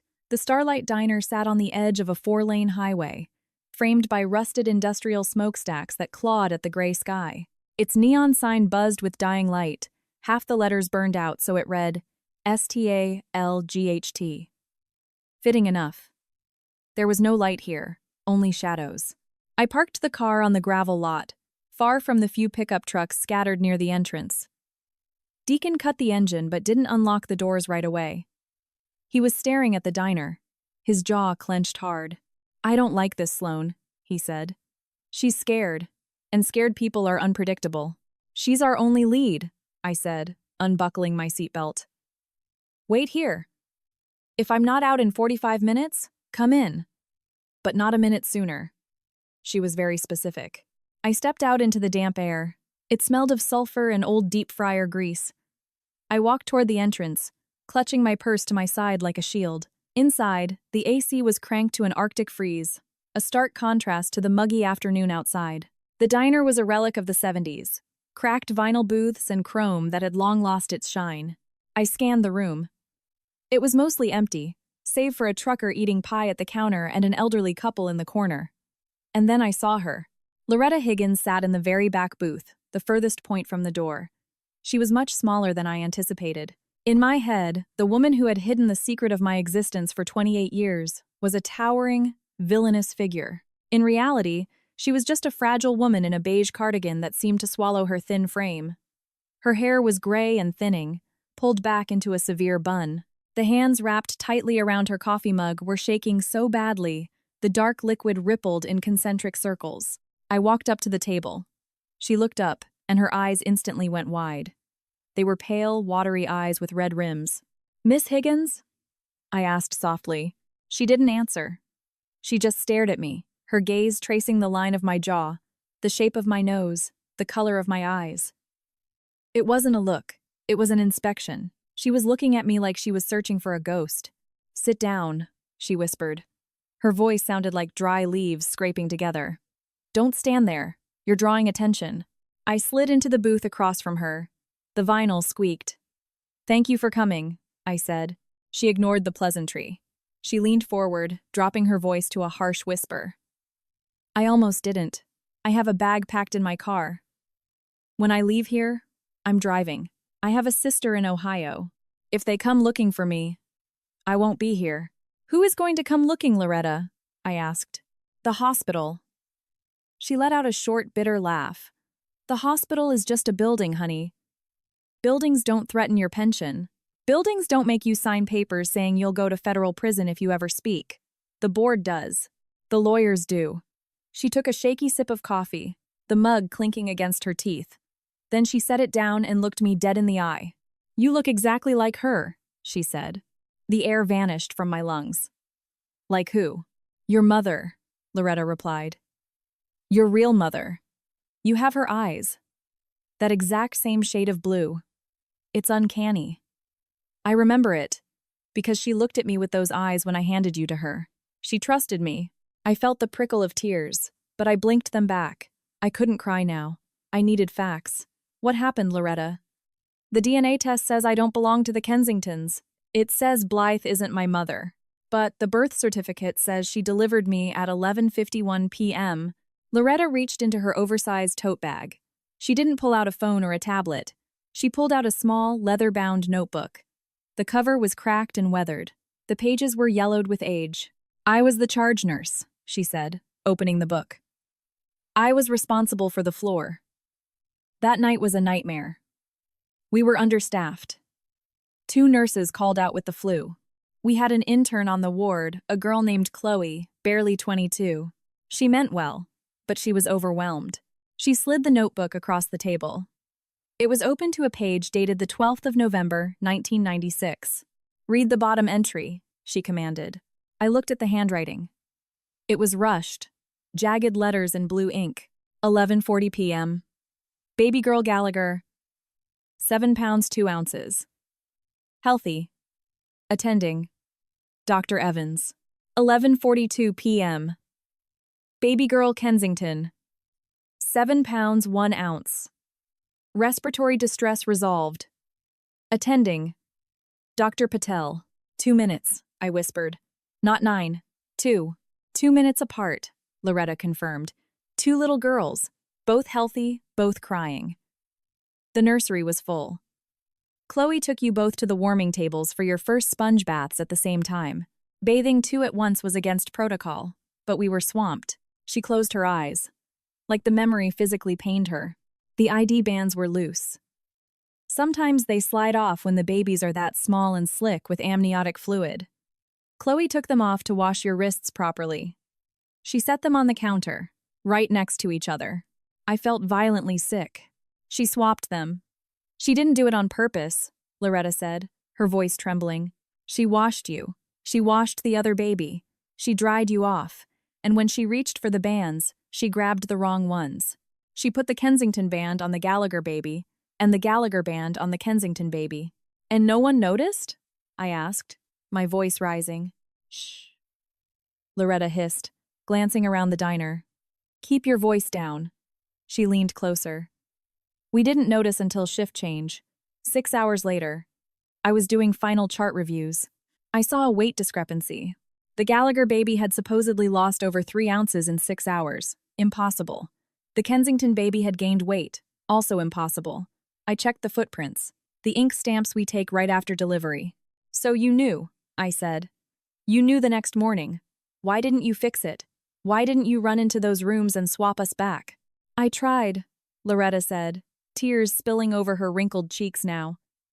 I went straight to the hospital administrator. I told him we had a code red, a massive ID failure. I had the charts in my hand. I was ready to go to the mothers. Who stopped you? The board. Loretta took a ragged breath. They convened an emergency meeting in 20 minutes. The administrator, the head of risk management, and the hospital's general counsel. They looked at the charts. They looked at the families. She paused. You have to understand the climate, Sloan. The hospital was already fighting 2 massive malpractice suits from the previous year. They were bleeding money. If word got out that they swapped infants, it was over. Bankruptcy. Shut down immediately. So they stole my life to save their budget? I asked, vibrating with rage. It wasn't just about money, Loretta argued. At least, that's what they told themselves to sleep at night. They said the mothers had already bonded. They said you both had been nursed. They decided that the trauma of tearing you away and reversing the switch would be worse than the lie. They decided to fix the paperwork, not the families. Fix the paperwork. The phrase was so clinical, so monstrous. They altered the times, Loretta said. They forged the shift reports to make it look like the births were further apart. To make a mix-up look impossible, they forced me to sign a non-disclosure agreement. They threatened to revoke my nursing license if I ever spoke. They said they'd sue me for gross negligence. I was a single mother, Sloan. I had 2 kids in college. I was terrified. And my father? I asked. Vance Kensington. Did he know? Loretta hesitated. I don't know if he knew the details. But I know that 3 weeks later, the administrator called me into his office and said the Kensington issue had been resolved. He said a very generous donation had been made to the pediatric wing and that the file was to be moved to deep storage. He said, Mr. Kensington was a man who valued discretion. He paid. I concluded. He didn't care which baby was his. He just wanted to make sure there was no scandal.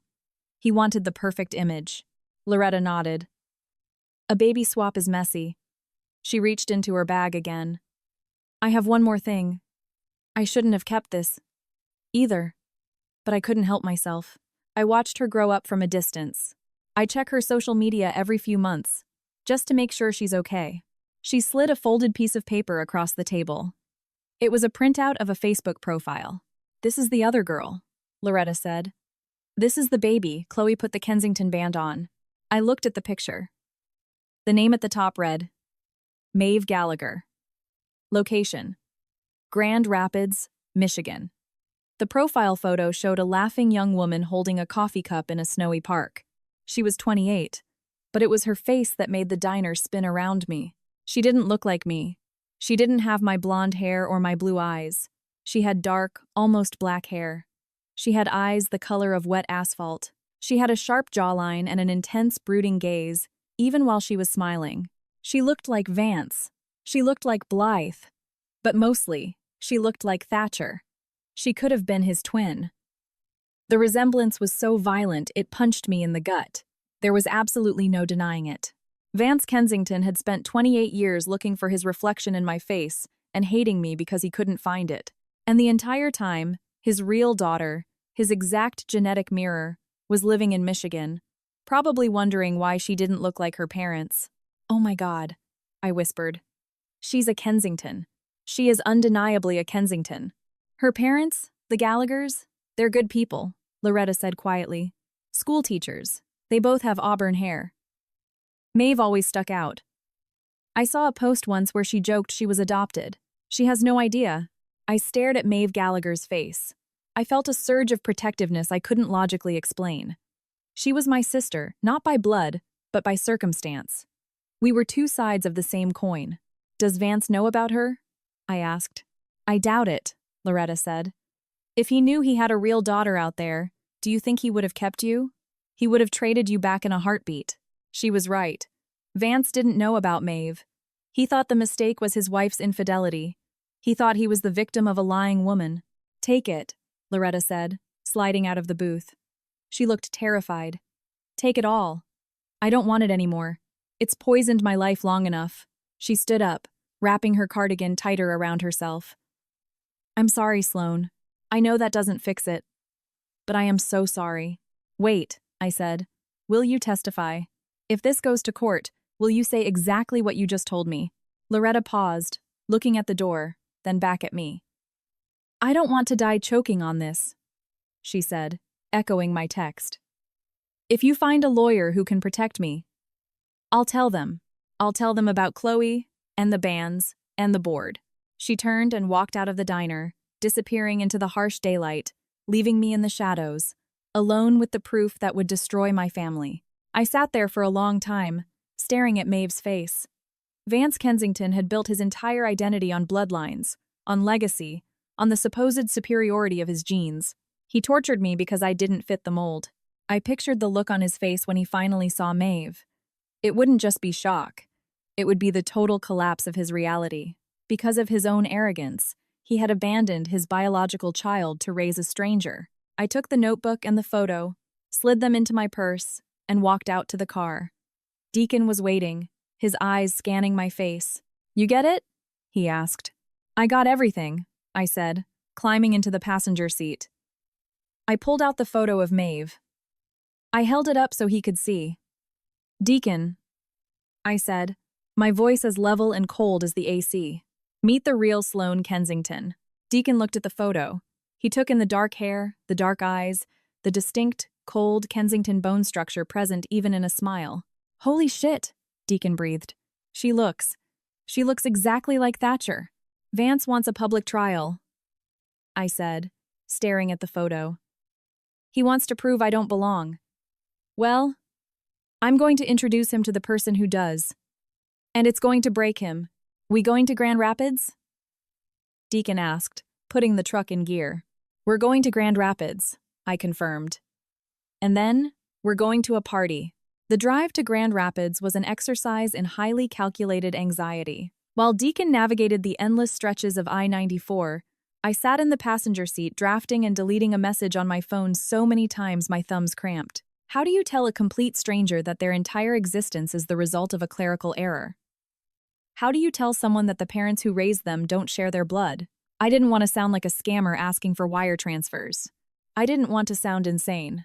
Finally, somewhere past Kalamazoo, I settled on blunt honesty.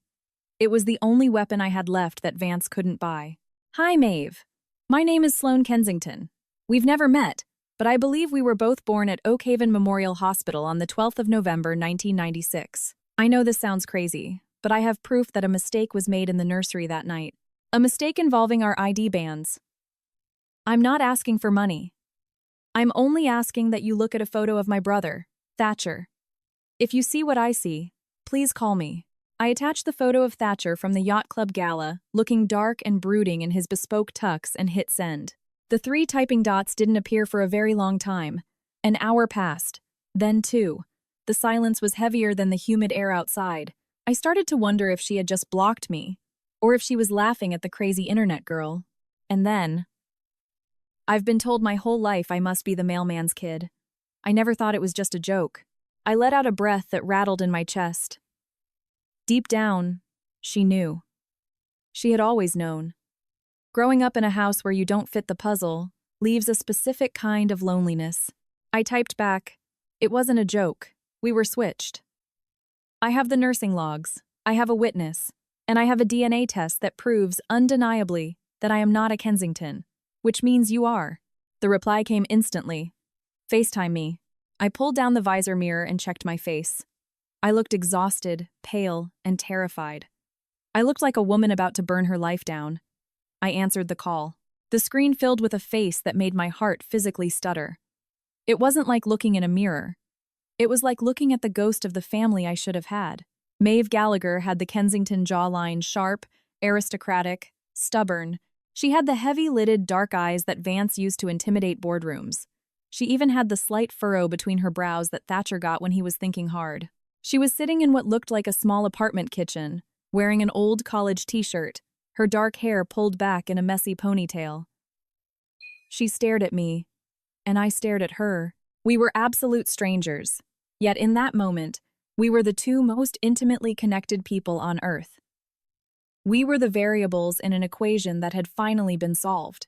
You're blonde, she said. Her voice was deeper than mine, slightly raspy.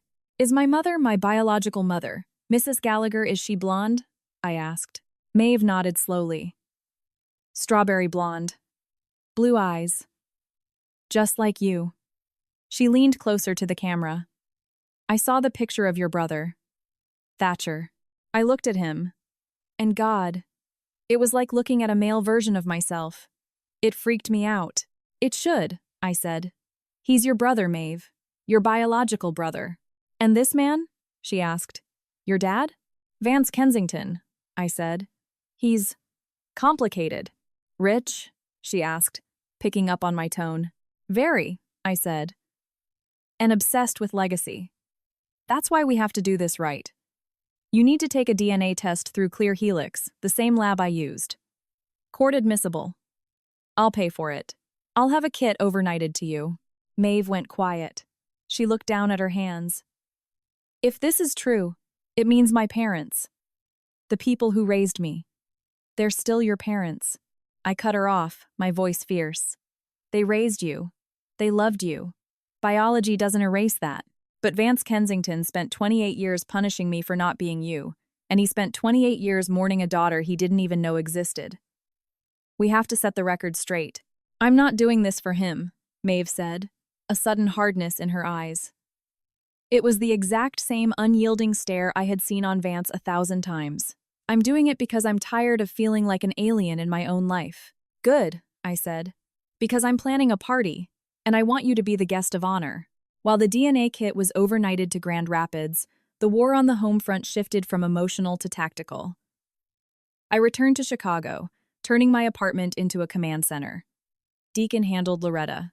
He coordinated with attorney Tarnowski to get her sworn affidavit notarized and secure her legal protections. I handled the stage. Cordelia was my architect. My grandmother listened to the entire plan without blinking. She didn't try to talk me out of it. She didn't plead for family unity. She only asked, "How big is the blast radius?" Nuclear. So, Cordelia did what Sterling women did best. She threw a party. She booked the Sterling estate in Lake Forest, a sprawling property that had been in her family for generations. It was neutral ground, not Vance's house, not his club. It was her territory. She sent out invitations for an emergency engagement celebration, vague enough to be intriguing, formal enough to demand attendance. And then, she pulled the masterstroke. She invited the exact same list of people Vance had blind copied on his mass email. The board members who controlled the Kensington Group's future, the cousins who envied Thatcher's inheritance, the social climbers who fed on scandal like vampires. She invited the audience Vance had tried to weaponize against me. By doing so, she forced his hand. If he didn't show, he looked weak. If he showed, he walked into a trap. But Vance wasn't idle. 2 days before the party, my bank notified me. My credit card was declined at a grocery store. I logged into my accounts. The balances were 0. Then came the email from the family attorney, the one who drafted the prenup. It was formal notice that Vance was executing the paternity exclusion clause of the Kensington Family Trust.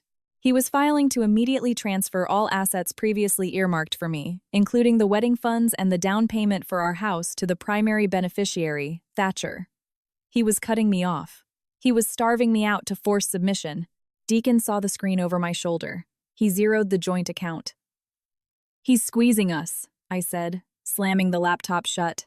"He thinks if he cuts off the money, I'll be too busy scraping rent together to fight him. He thinks this is about financial survival. Is it?" Deacon asked. "We can make rent, Sloan. But the wedding vendors? The deposits? Let them burn," I said coldly. "I don't care about the flowers. I don't care about the cake. Vance is playing checkers.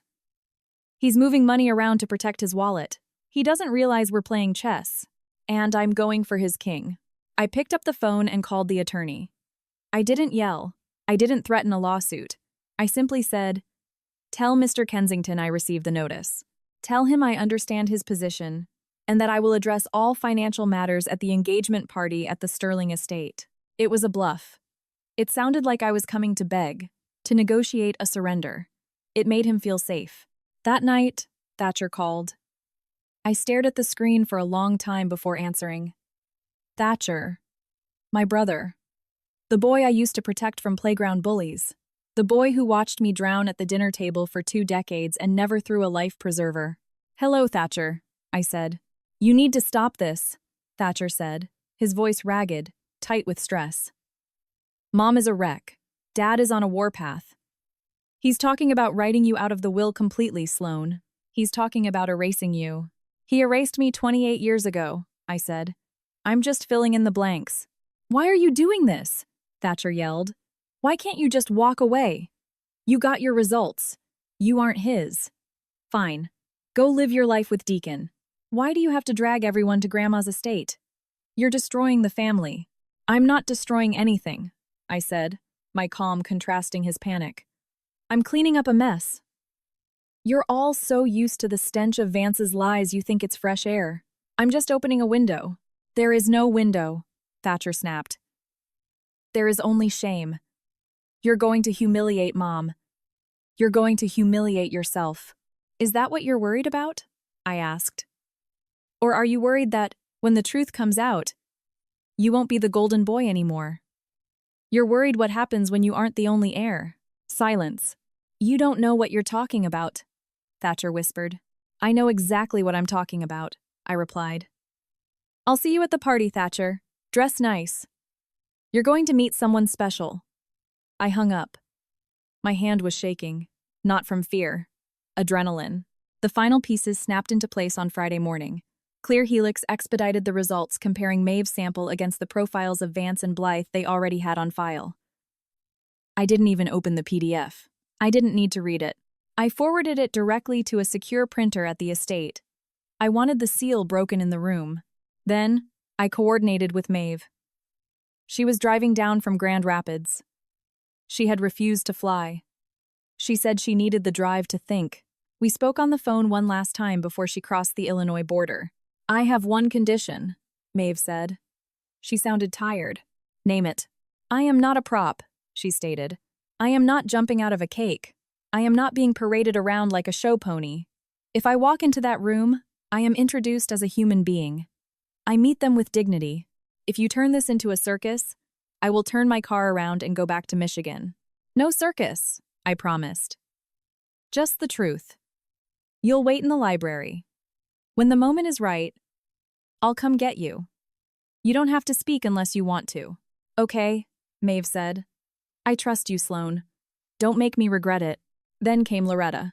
She met us at Tarnowski's office to physically sign the affidavit. She looked tiny sitting in the massive leather chair, clutching her purse. Tarnowski had drafted a document detailing the night of November 12th. The swap, the cover-up, the coercion from the board. I'll come to the estate, Loretta said, her voice shaking. I'll be right there, Loretta, Tarnowski assured her, placing a hand on her shoulder. If anyone tries to intimidate you, whether it's Vance Kensington or the hospital's lawyers, I step in. You are a whistleblower now.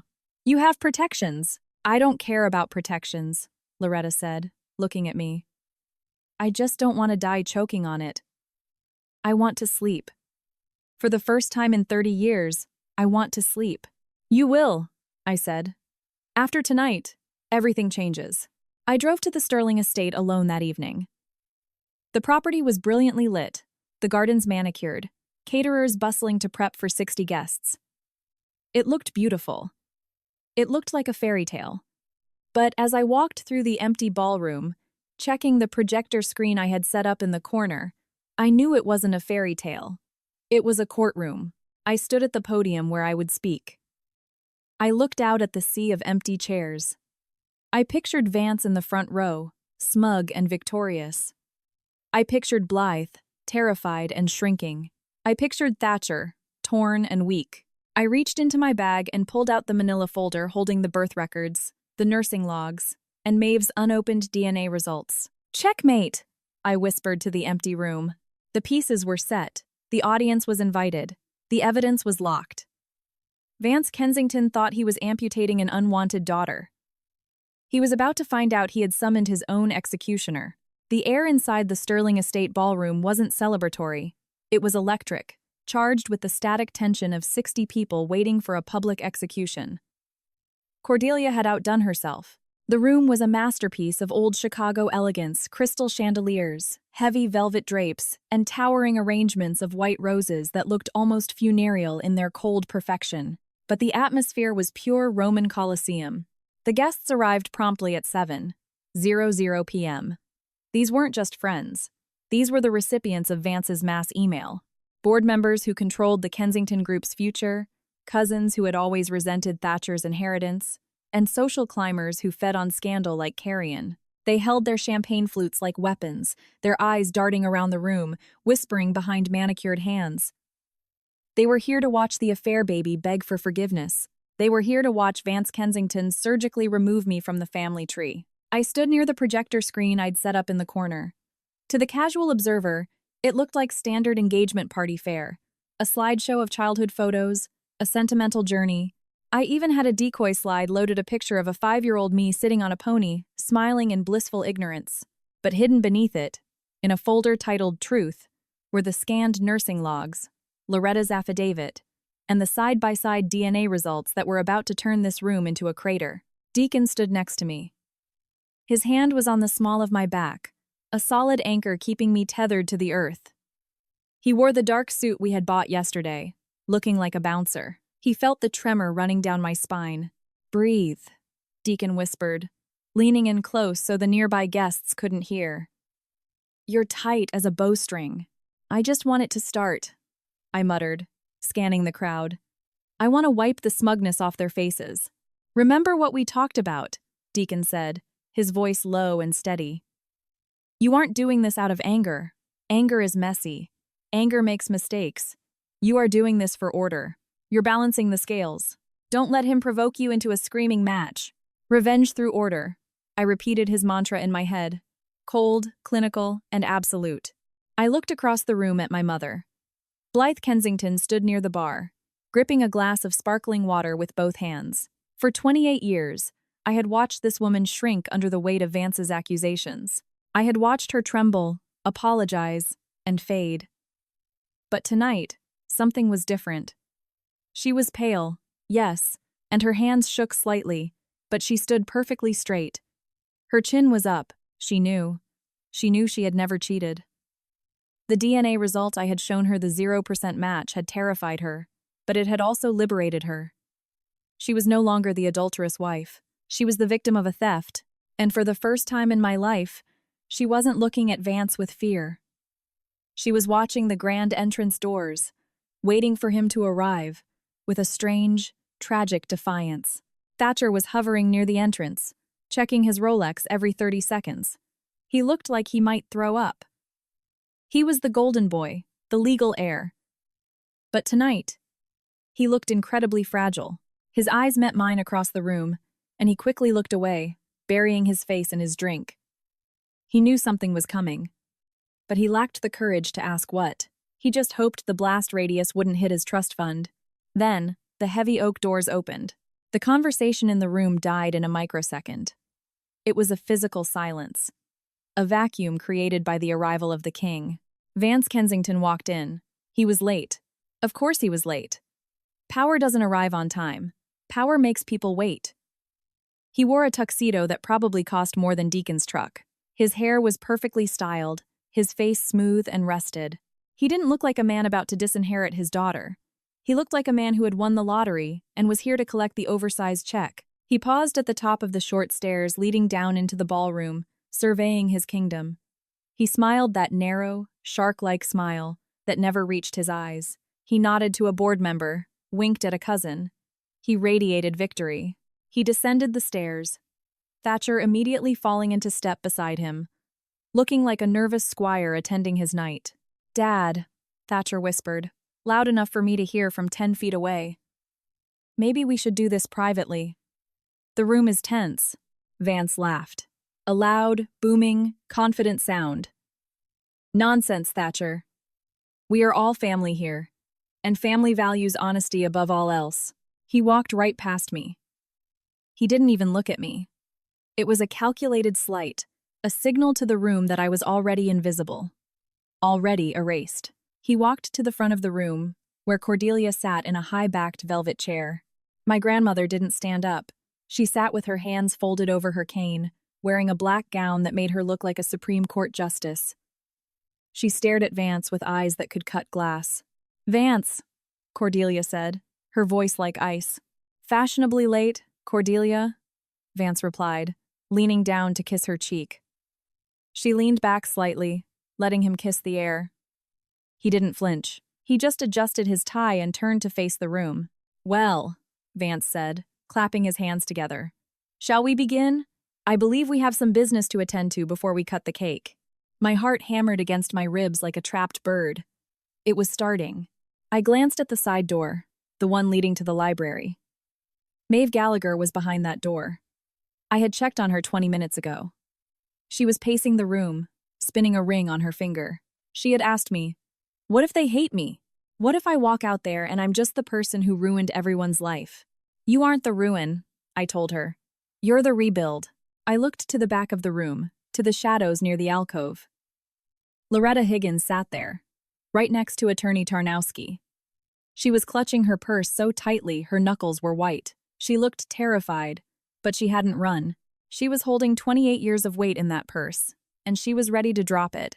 Vance motioned to the AV tech to cut the music. The string quartet faded to silence. "May I have everyone's attention?" Vance boomed. He didn't need the microphone, but he took the one offered to him anyway. He liked the sound of his own amplified voice. The crowd pivoted toward him. 60 pairs of eyes locked onto him. "I know why you are all here tonight," Vance began, his voice dropping into a register of solemn confidentiality. "You received my email earlier this week. It was a difficult message to send. No father wants to admit to the world that his family is flawed." He paused for dramatic effect. He looked at Blythe. She stared back, her face unreadable. "For 28 years, Vance continued, I tried to be a good man. I tried to raise a child that was not my own. I did it to protect my wife's dignity. I did it to protect the Kensington name. But there comes a time when silence is no longer an act of grace. It becomes a liability." He turned slowly, pivoting on his heel until he was facing me. "Sloane." The invisible spotlight shifted to me. I felt the heat of it. I felt the judgment of the room. "I asked you to come here tonight for a reason," Vance said. "I know you are angry about the trust fund. I know you are panicking about the wedding. But this isn't about money. This is about integrity." He reached into his jacket pocket and pulled out a folded piece of paper. It was the printed DNA result. The first page. The page that excluded him. "I am prepared to offer you a settlement," Vance said, holding the paper up like a verdict. "I will cover the full cost of your wedding. I will provide a modest stipend to help you transition into your new life. But in exchange, I need you to do something for me. Something you should have done years ago." He took a step toward me. "I want you to confess," Vance said quietly. "I want you to stand here, in front of God and your family, and admit that I was right all along. Admit that you are not a Kensington. Admit that your mother lied to me. And admit that you knew it." The room was so quiet I could hear the hum of the projector fan. Vance was offering me a severance package. He was paying me to validate his decades of cruelty. He wanted me to take the money, brand my own mother a fraud, and walk away so he could play the benevolent victim forever. It was a masterclass in manipulation. I looked at Thatcher. He was staring at his shoes, unable to witness the slaughter. I looked at Deacon. He gave me a tiny, almost imperceptible nod. Order. I stepped away from the wall. I walked past the projector screen. I didn't look down. I walked until I was standing right next to Vance on the small riser. I was at eye level with him. I could smell his gin. I could see the tiny broken blood vessels in his eyes. "You want the truth, Vance?" I asked. My voice didn't go through the microphone, but in the dead silence, it carried to the back of the room. "I want you to be honest, Sloane," he said, smiling that patronizing smile. "For once." "Okay," I said. "I'll be honest." I turned to face the crowd. I saw the hunger in their eyes. They thought I was going to break. They thought I was going to cry and take the check. "My father is right about one thing," I announced, my voice gaining strength. I am not a Kensington. The DNA test proved it conclusively. 0% match. A ripple of frantic whispering tore through the crowd. Vance nodded, looking satisfied. He lowered the microphone, convinced the battle was won. But, I continued, raising my voice to cut through the chatter, he is wrong about everything else. I turned back to Vance. The smile faltered on his face. Just for a microsecond, he saw something in my eyes he hadn't planned for. He didn't see submission. He saw the cold glint of a blade. You didn't read the whole report, did you, Vance? I asked. I read enough, he scoffed. It said excluded. It said I was excluded from being your daughter, I replied. But if you had scrolled down to the second page, you would have seen another result.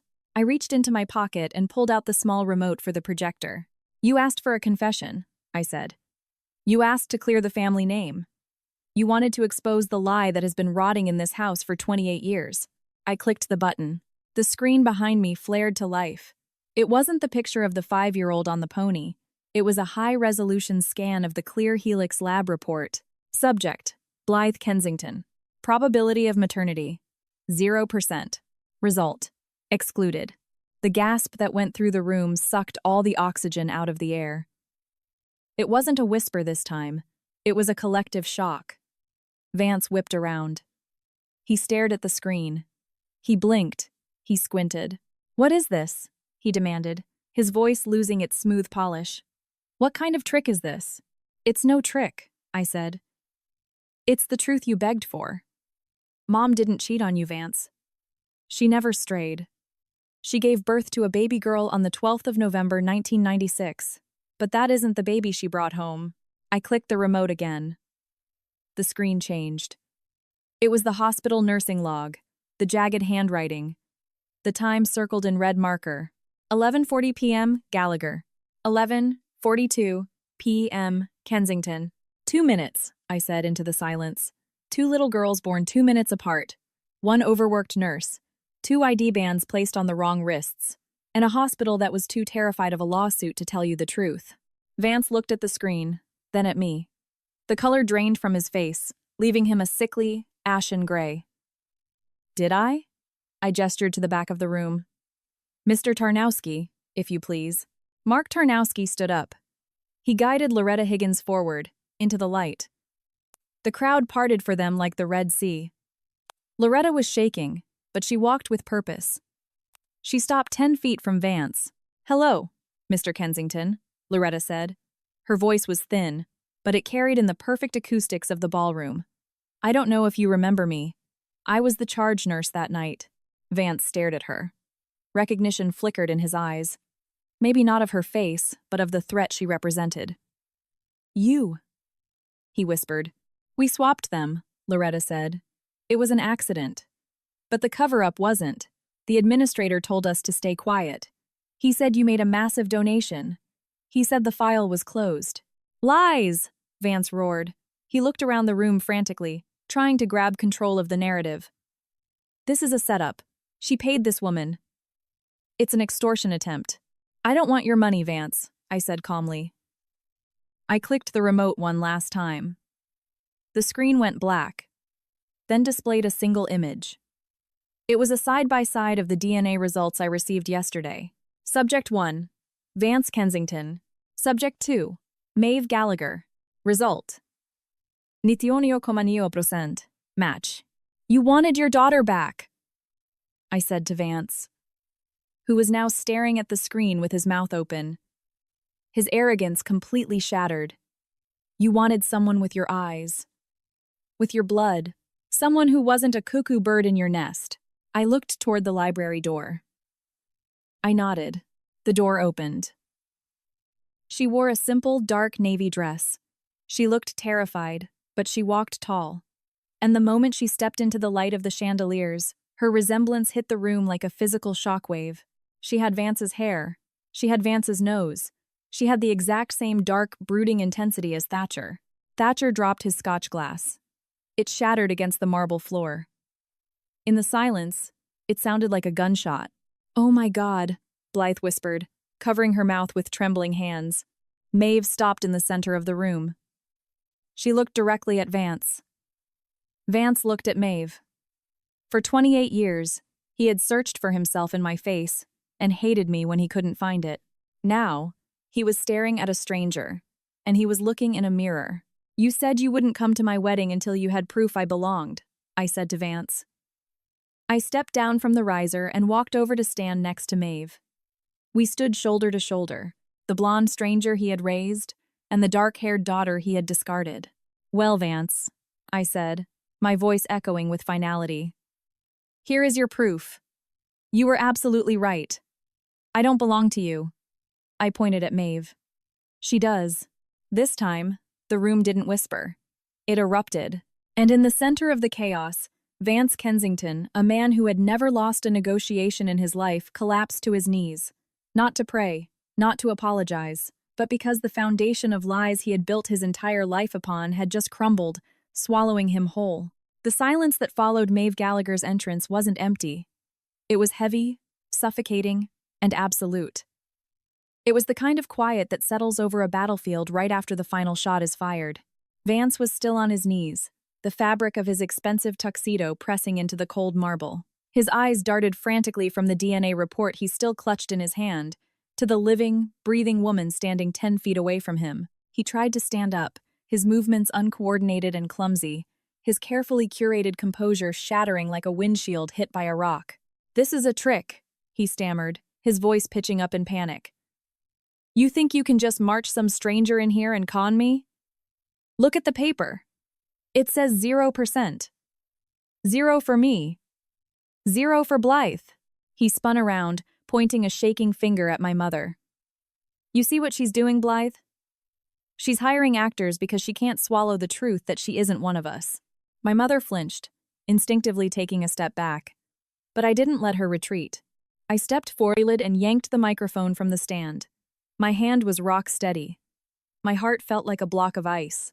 You're half right, Dad, I said, my voice booming over the speakers, cutting through his hysteria.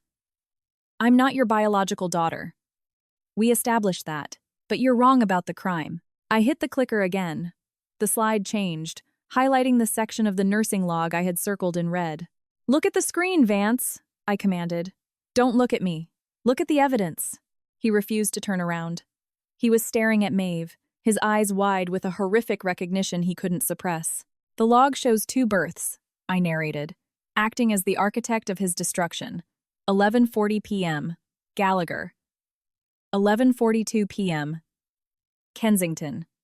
2 minutes, I said into the quiet. 2 little girls born 2 minutes apart. 1 nurse.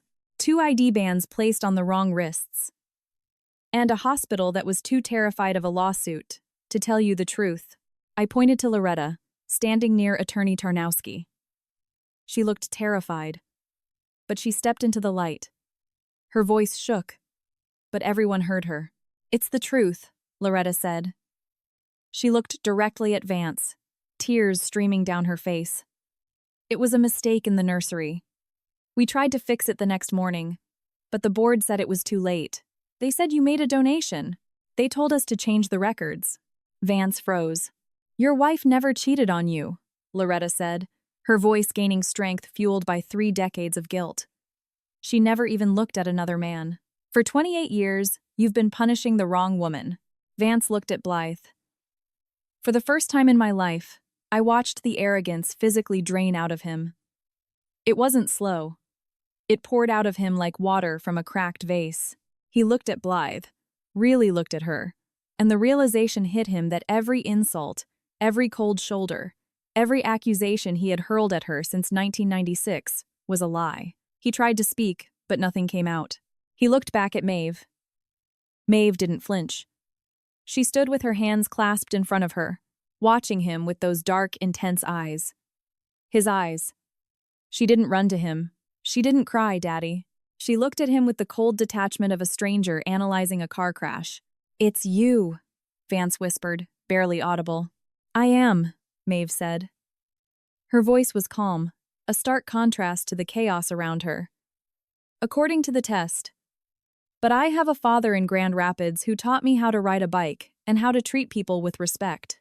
I only came here to make sure you stop hurting my sister. She pointed at me.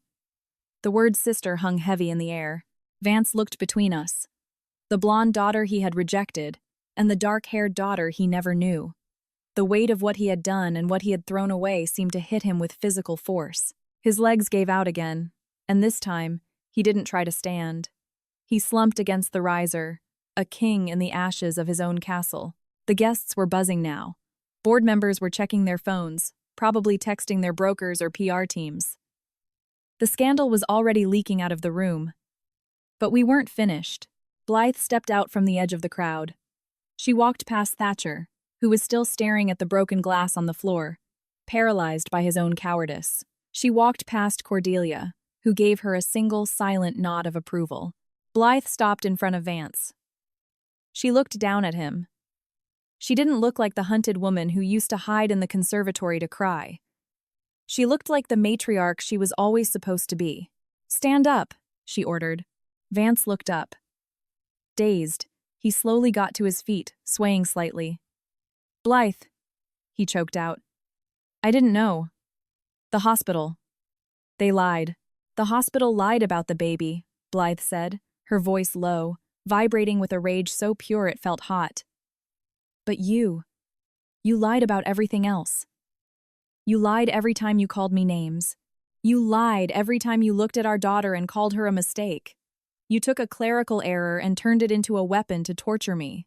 I thought I was right," Vance pleaded. "I thought I was protecting the family." "You destroyed this family," Blythe screamed, the sound echoing off the vaulted ceilings. "You chose suspicion over love. Every single day for 28 years, you had a choice, Vance. You could have just loved Sloane. You could have trusted me, but you loved your ego more." She took a step closer to him. "I want one thing from you," she said. "Right now. In front of your partners. In front of your family. In front of the daughters you failed. Anything," Vance whispered. He looked tiny. He looked old. "Apologize," Blythe demanded. "Not for the mistake. For the cruelty. Admit that you were wrong to doubt me. Admit that you broke us." Vance looked around the room. He saw the faces of the people he had spent decades trying to impress. He saw the judgment in their eyes. He realized his legacy was gone not because of the scandal, but because of how he reacted to it. He looked at me. "I was wrong," Vance said, his voice cracking. "I was wrong about you. I was wrong about Sloane. I let my pride. I let it ruin everything." He covered his face with his hands. "I'm sorry. It was the surrender I had waited my entire life to hear." But watching him cry, I realized something strange. I didn't feel triumphant. I didn't feel vindictive joy. I just felt relief. The monster under the bed wasn't a monster anymore. He was just a sad, broken man. I signaled to Deacon. He turned off the projector. The DNA results vanished into blackness. But the truth was already burned into the retinas of everyone in the room. The party didn't end with a toast. It ended with an exodus. The guests filtered out of the estate in stunned silence, leaving the five of us, me, Maeve, Thatcher, Blythe, and Vance, alone in the wreckage of the Kensington legacy. But the story didn't end in that ballroom. In the weeks that followed, the silence of the Sterling estate was replaced by the roar of litigation. Attorney Tarnowski didn't just file a lawsuit. He waged a crusade. With Loretta's affidavit and the DNA results, we pierced the veil of the hospital's risk management archive. The discovery process was brutal. We found the email chains from 1996. We found internal memos discussing the PR disaster. We found the wire transfers linking Vance's donation to the exact week the nursing logs were forged. It turned out Vance didn't know about the swap. He didn't know he was trading one baby for another. But the files proved he was informed of a potential identification anomaly and immediately instructed his lawyers to ensure the matter was resolved without publicity. He paid for silence without ever bothering to ask what the silence was covering up. His indifference was just as damning as malice. The hospital settled out of court for a sum that made national headlines. They issued a public apology and overhauled their entire identification protocol, naming the new system after the two families they broke. The Gallagher-Kensington Protocol. Maeve went back to Grand Rapids, but she didn't disappear. We talked every day. She slowly started getting to know Blythe, building a bridge over 3 decades of lost time. She wasn't ready to call them mom and dad, and she certainly wasn't ready to forgive Vance, but she was part of the story now. And Vance? He didn't fight the lawsuit. He didn't fight the divorce. When Blythe filed the papers, he simply moved out of the Lake Forest estate and into a downtown penthouse. He stepped to Kensington Group, handing the reins to the board. Thatcher, to his credit, refused to take the position until he earned it himself. 6 weeks later, my wedding day arrived. The sun was shining over Chicago, a stark contrast to the storm that had started this whole journey.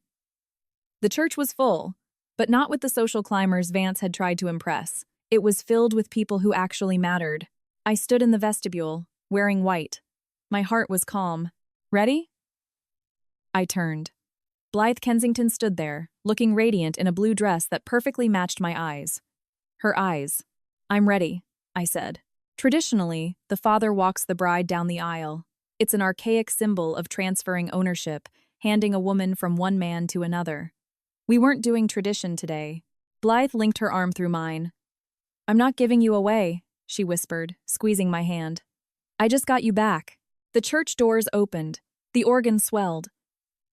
We walked down the aisle together. I saw Deacon waiting at the altar, tears shining in his eyes. I saw Maeve sitting in the front row on the bride's side, beaming, her auburn-haired parents from Grand Rapids holding hands with Cordelia next to her. And then I saw him. Vance was sitting in the second row on the groom's side. He looked older, grayer. He wasn't the center of attention. He wasn't the patriarch. He was just a guest. As I passed him, he looked up. His eyes met mine. I saw the shame there, deep and irreversible. But I also saw a quiet gratitude that he had been allowed to come at all. I didn't smile at him. I didn't nod. I just kept walking. I wasn't the affair baby. I wasn't a mistake. I was Sloane. I was the daughter of a woman who walked through fire to claim me, and the sister of a woman who helped me burn the lies to the ground. As I reached the altar and took Deacon's hand, I realized that all those years ago, Vance was right about one thing. Biology is powerful. But looking at my mother, my sister, and the man I was about to marry, I knew the truth. Biology makes you relatives. But the truth makes you family. And for the first time in 28 years, the family was finally, truly clean.